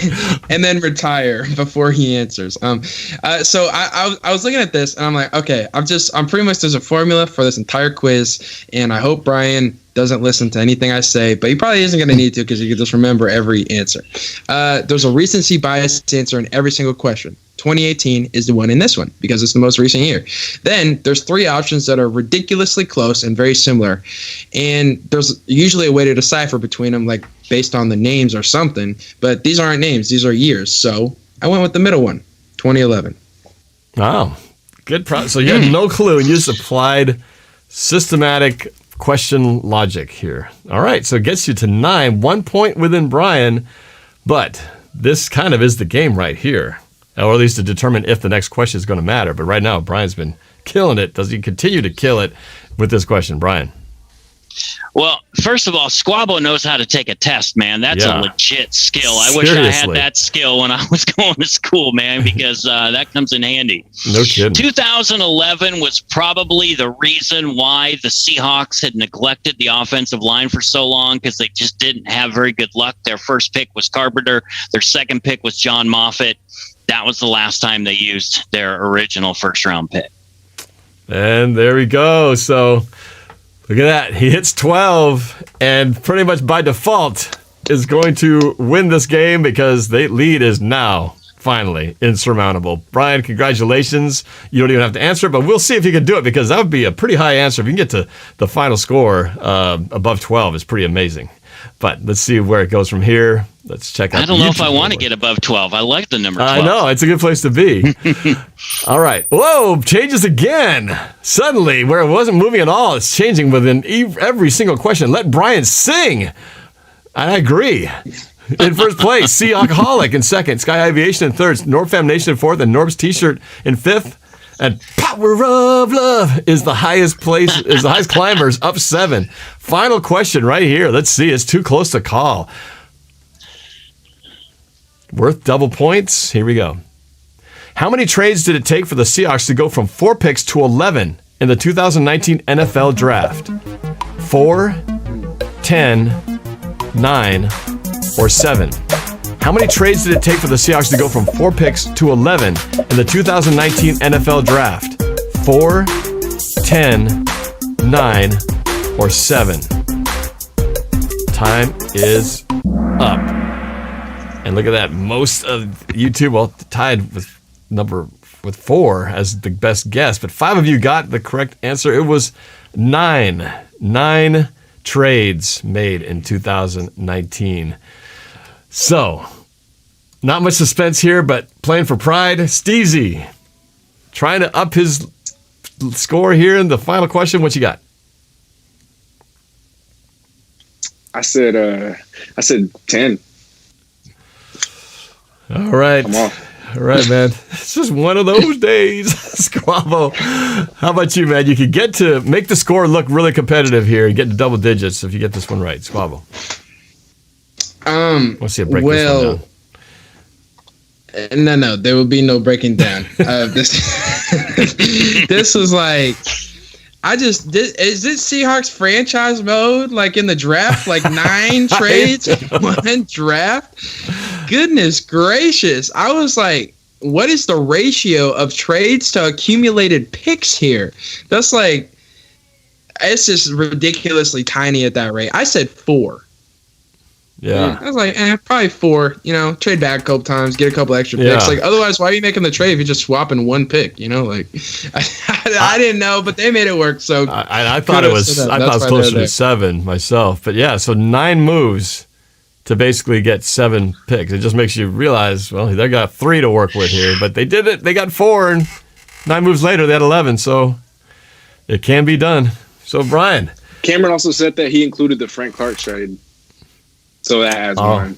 Okay. Because I think he netted us 2 picks. He netted us a first rounder, and then it was a third or That's fourth? a good point. We forgot about the trade. That's right. The trade was a 2-for-1 deal. Brian, you're at 12. You could put one of the highest scores we've had in a long time here if you get this one correct. Break it down for me, man. Man, I wish I could. I said 4. I didn't know. I had no idea. I think you just wanted to stay at 12, man. Well, I believe me. I want to post the best score I can. So no, I would have broken the 12, even though I love that number. But no, I had no idea. Well, that was well played, Brian. You did extremely well on this one. So the final of the panel, we had Steezy in 3rd place with 3 points, Squabbo with 9, and the winner today, Brian with 12 points. Nicely done. All right, let's go to the YouTube scoreboard and let's see how the podium ends up. It was like Steezy and Norb in this place trivia. with 4 out of 12 is Sturdy Fox 76 with 4 out of 12. 4 out of 12 is second, Let Brian Sing, and in first place with 6 out of 12 is NORBFAM Nation. Holy mackerel! NORBFAM Nation claimed from nowhere. Seahawks something in Sky High Aviation ended up as the runner-ups. So congratulations, NORBFAM Nation, managing to get in there to the top spot. That was man. Beast Mode was owning the place for a while, and all of a sudden, NORBFAM Nation steals it at the end. Nice job. All right, thank you again to Cameron Hughes for sending so many trivias my way. I think we've done like 4 or 5 or 6 of them. I think he's been busy, so keep them up though. They're very challenging. Good stuff there. So, all right. Well, we have come to the end of the show. Time to wrap things up. So I want to give our guests an opportunity to just talk about what they got going on. So let's start up top and work our way down. So Calvin, how about you, man? Let everybody know what you got going on this week and what they can look for to keep blowing up your channel, man. At Squabbo Says, at NorbCam, at Coach for Life, and at Brian, whatever his Twitter handle is. Be sure to. Sorry, I butchered that, but don't forget to show up. Abker. It's all right. Brian, whatever his Twitter is. I'm sorry. Steezy, you just don't promote it if you don't know the name. Well, at least now I brought people's attention to it, so now they have a choice but to do it. So however you get there, you get there. But man, thank you guys so much for tuning in. Today was obviously a terrible day at the office. At least I could take solace in the fact that 3 points probably isn't my career worst. I think I've had worse. I think there was a day where I finished with 1 point or 2 points. So I guess for now I'll take 3. It's been a couple of weeks. I'm a little rusty. But thanks to everybody that tuned in. Shout out Norb, Big Bro. Shout out Squab.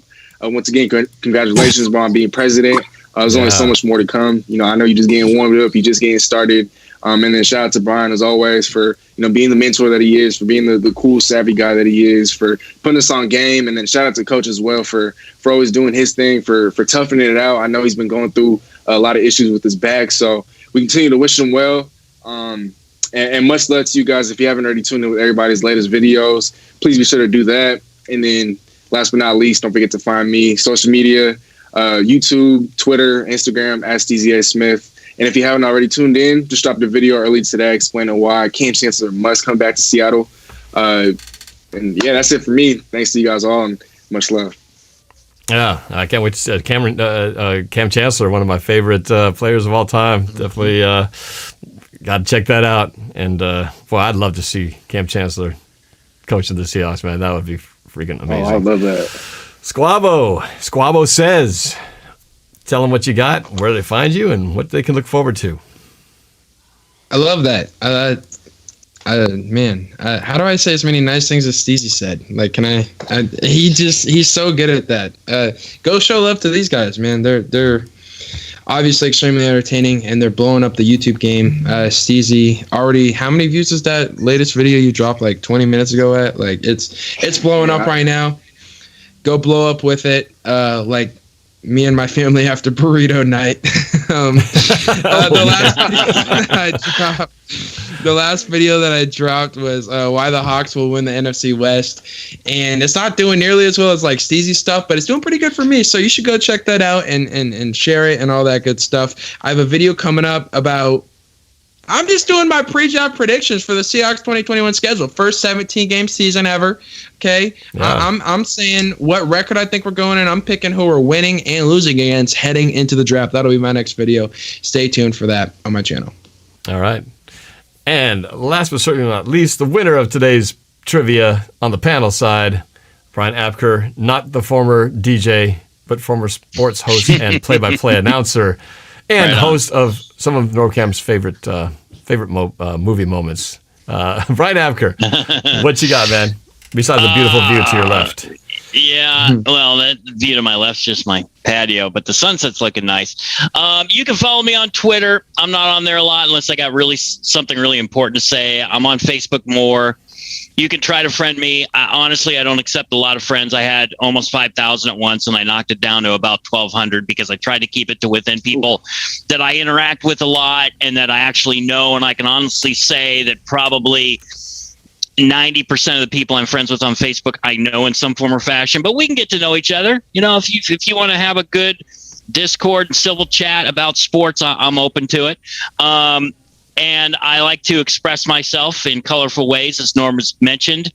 And one of those ways was talking about, former NFL wide receiver Brandon Marshall and his comments back in February when he said he doesn't think the Seahawks believe in him. And then him coming out saying, well, that's just opining. Now I'm reporting that things are better than ever between Russ and the Seahawks, when I've been telling you guys this the entire time. Stick local, folks. Stick with people who know what's going on.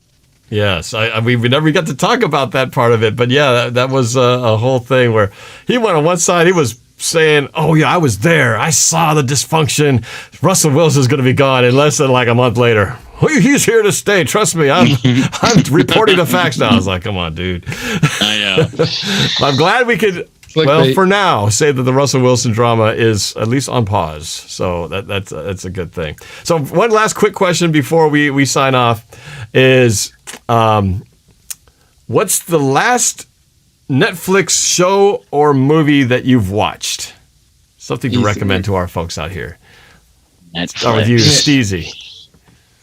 Oh boy. So I'm actually not much of a TV show guy. I never binge watch TV. I never watched TV, but I've been very soaked in and I've been very invested. It's a little old, but and I'm a little late to the party, but Blacklist. Oh my gosh. If there's ever a show in my life that I've ever binge watched, it's this show. I think it came back out in 2012, 2013, so it's been out for a while. But, I mean, if you like CSI Miami, if you like those crime type of shows, I mean, this one's for you. But this one is just, my God, I don't know what it is about it, but I'm on episode 24, 25. It's only been a week. Is that the one with James Spader? James Spader. Yeah, okay. I've never watched that. It's good, huh? Yeah, and I like, this is coming from a dude that doesn't watch TV, and so if I'm soaked in, if I'm watching, if I'm invested, then it has to be really good. And so, I mean, for those of y'all that do watch it, that I have watched it, I mean, hit me up, man. Let's talk. I'm not one of those people who hate spoilers. Sometimes I like spoilers. So, man, let me know. All right, Blacklist. I'll have to check that out. I heard a lot about it. I like James Spader, but I've never taking the time to watch that show. So, and from a guy who, it could be, that's what they should put on there. You know, they have those comments, reviewers Must watch from a guy who doesn't watch TV shows. That'd be the way you sign off. Your movie critic, your TV critic sign off. How about you, Squabble? What's the last show or movie that you watched on Netflix? I've been watching this today. I'm similar but Steve. I don't usually watch Netflix, but I have been watching this show, and this has nothing to do with my actual real life. So let's not get anything twisted. This is not an admission of guilt, but the show is titled How to Get Away with Murder, and it is phenomenal. Have you seen that show, Steve? I have, bro. I have. Hey, that's a real good one too. Unlike you, I don't like spoilers, so that's enough. Please, let's not. Yeah, you can spoil his whole viewing experience in one fell swoop. I don't want to hear it. I'm enjoying it. It's so great. But How to Get Away with Murder, it's awesome. All right. Brian Abker, I know there's some shows you watch. You talk about it on Facebook.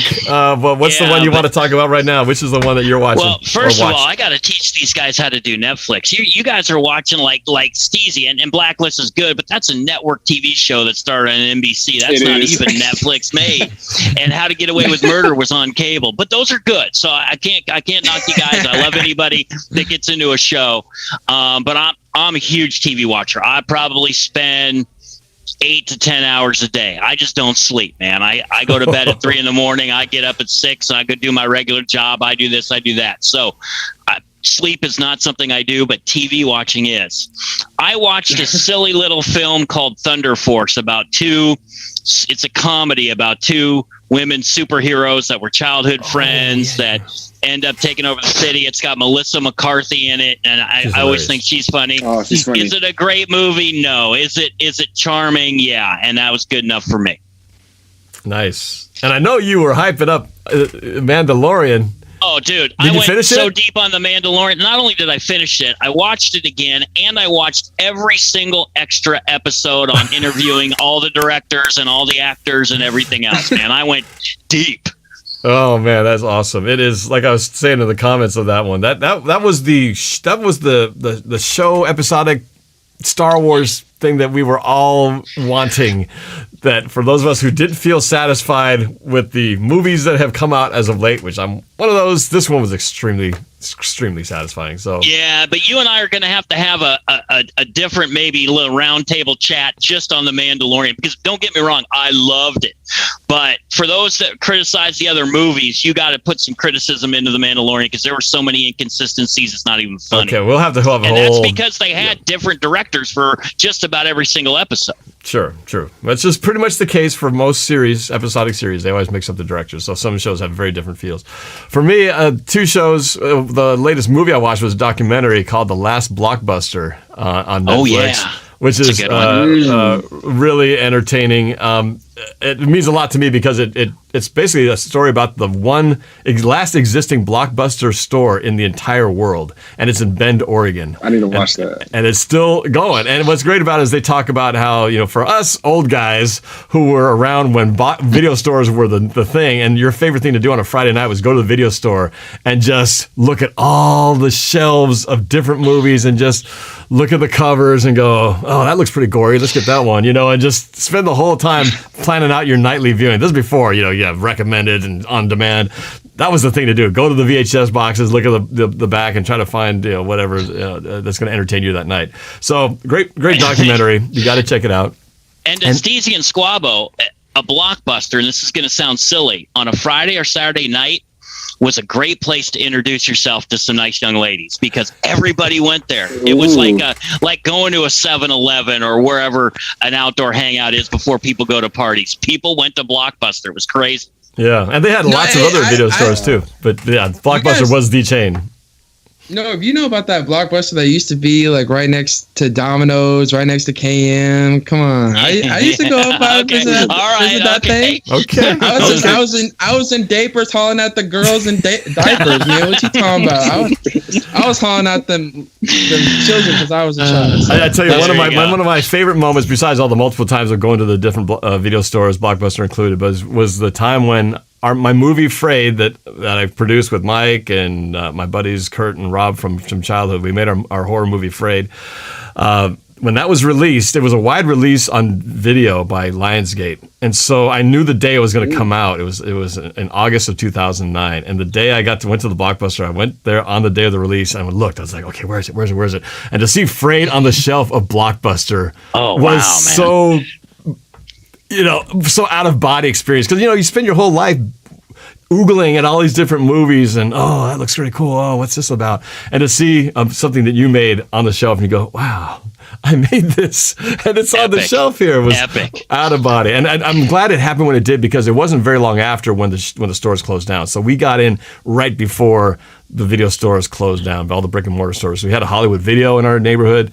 We had a Blockbuster. They all pretty much I think Hollywood Video closed first, then Blockbuster. Safeway hung in there for a while with the videos, and we had a copy in there, and eventually they kind of that went away as well. So that's a era that's gone. But a lot of people still go. They make trips down to that. Ever since the documentary came out, a lot of people have been going down to Bend, Oregon, to check out that last store that still remains. So if you want to get your fix of what it's like to go to a movie rental store, you can drive down to Bend, Oregon, and walk in there and experience what it was like back in the 80s and 90s of renting movies. It's pretty cool. All right. Nice. That is it. Thank you guys. To you guys for hanging in. There was a long show, so I appreciate you sticking in there. Steezy, Squabo, and Abker. Please, guys, do these guys a favor. Hit up their social media posts, follow them, and subscribe to their channels. Definitely, these guys are doing awesome stuff, and I'd appreciate one as well, too. Like and subscribe, follow. It's good for all of us, so appreciate it for you guys watching, everybody in the Super Chat as well, and for those of you who played in the trivia. And again, Cameron Hughes, thank you for doing that trivia for us. Very tricky, man. You got some tricky questions up your sleeve. All right, thank you so much, guys. Have a great rest of your week, and we'll talk to y'all later. Go Hawks. Go Hawks.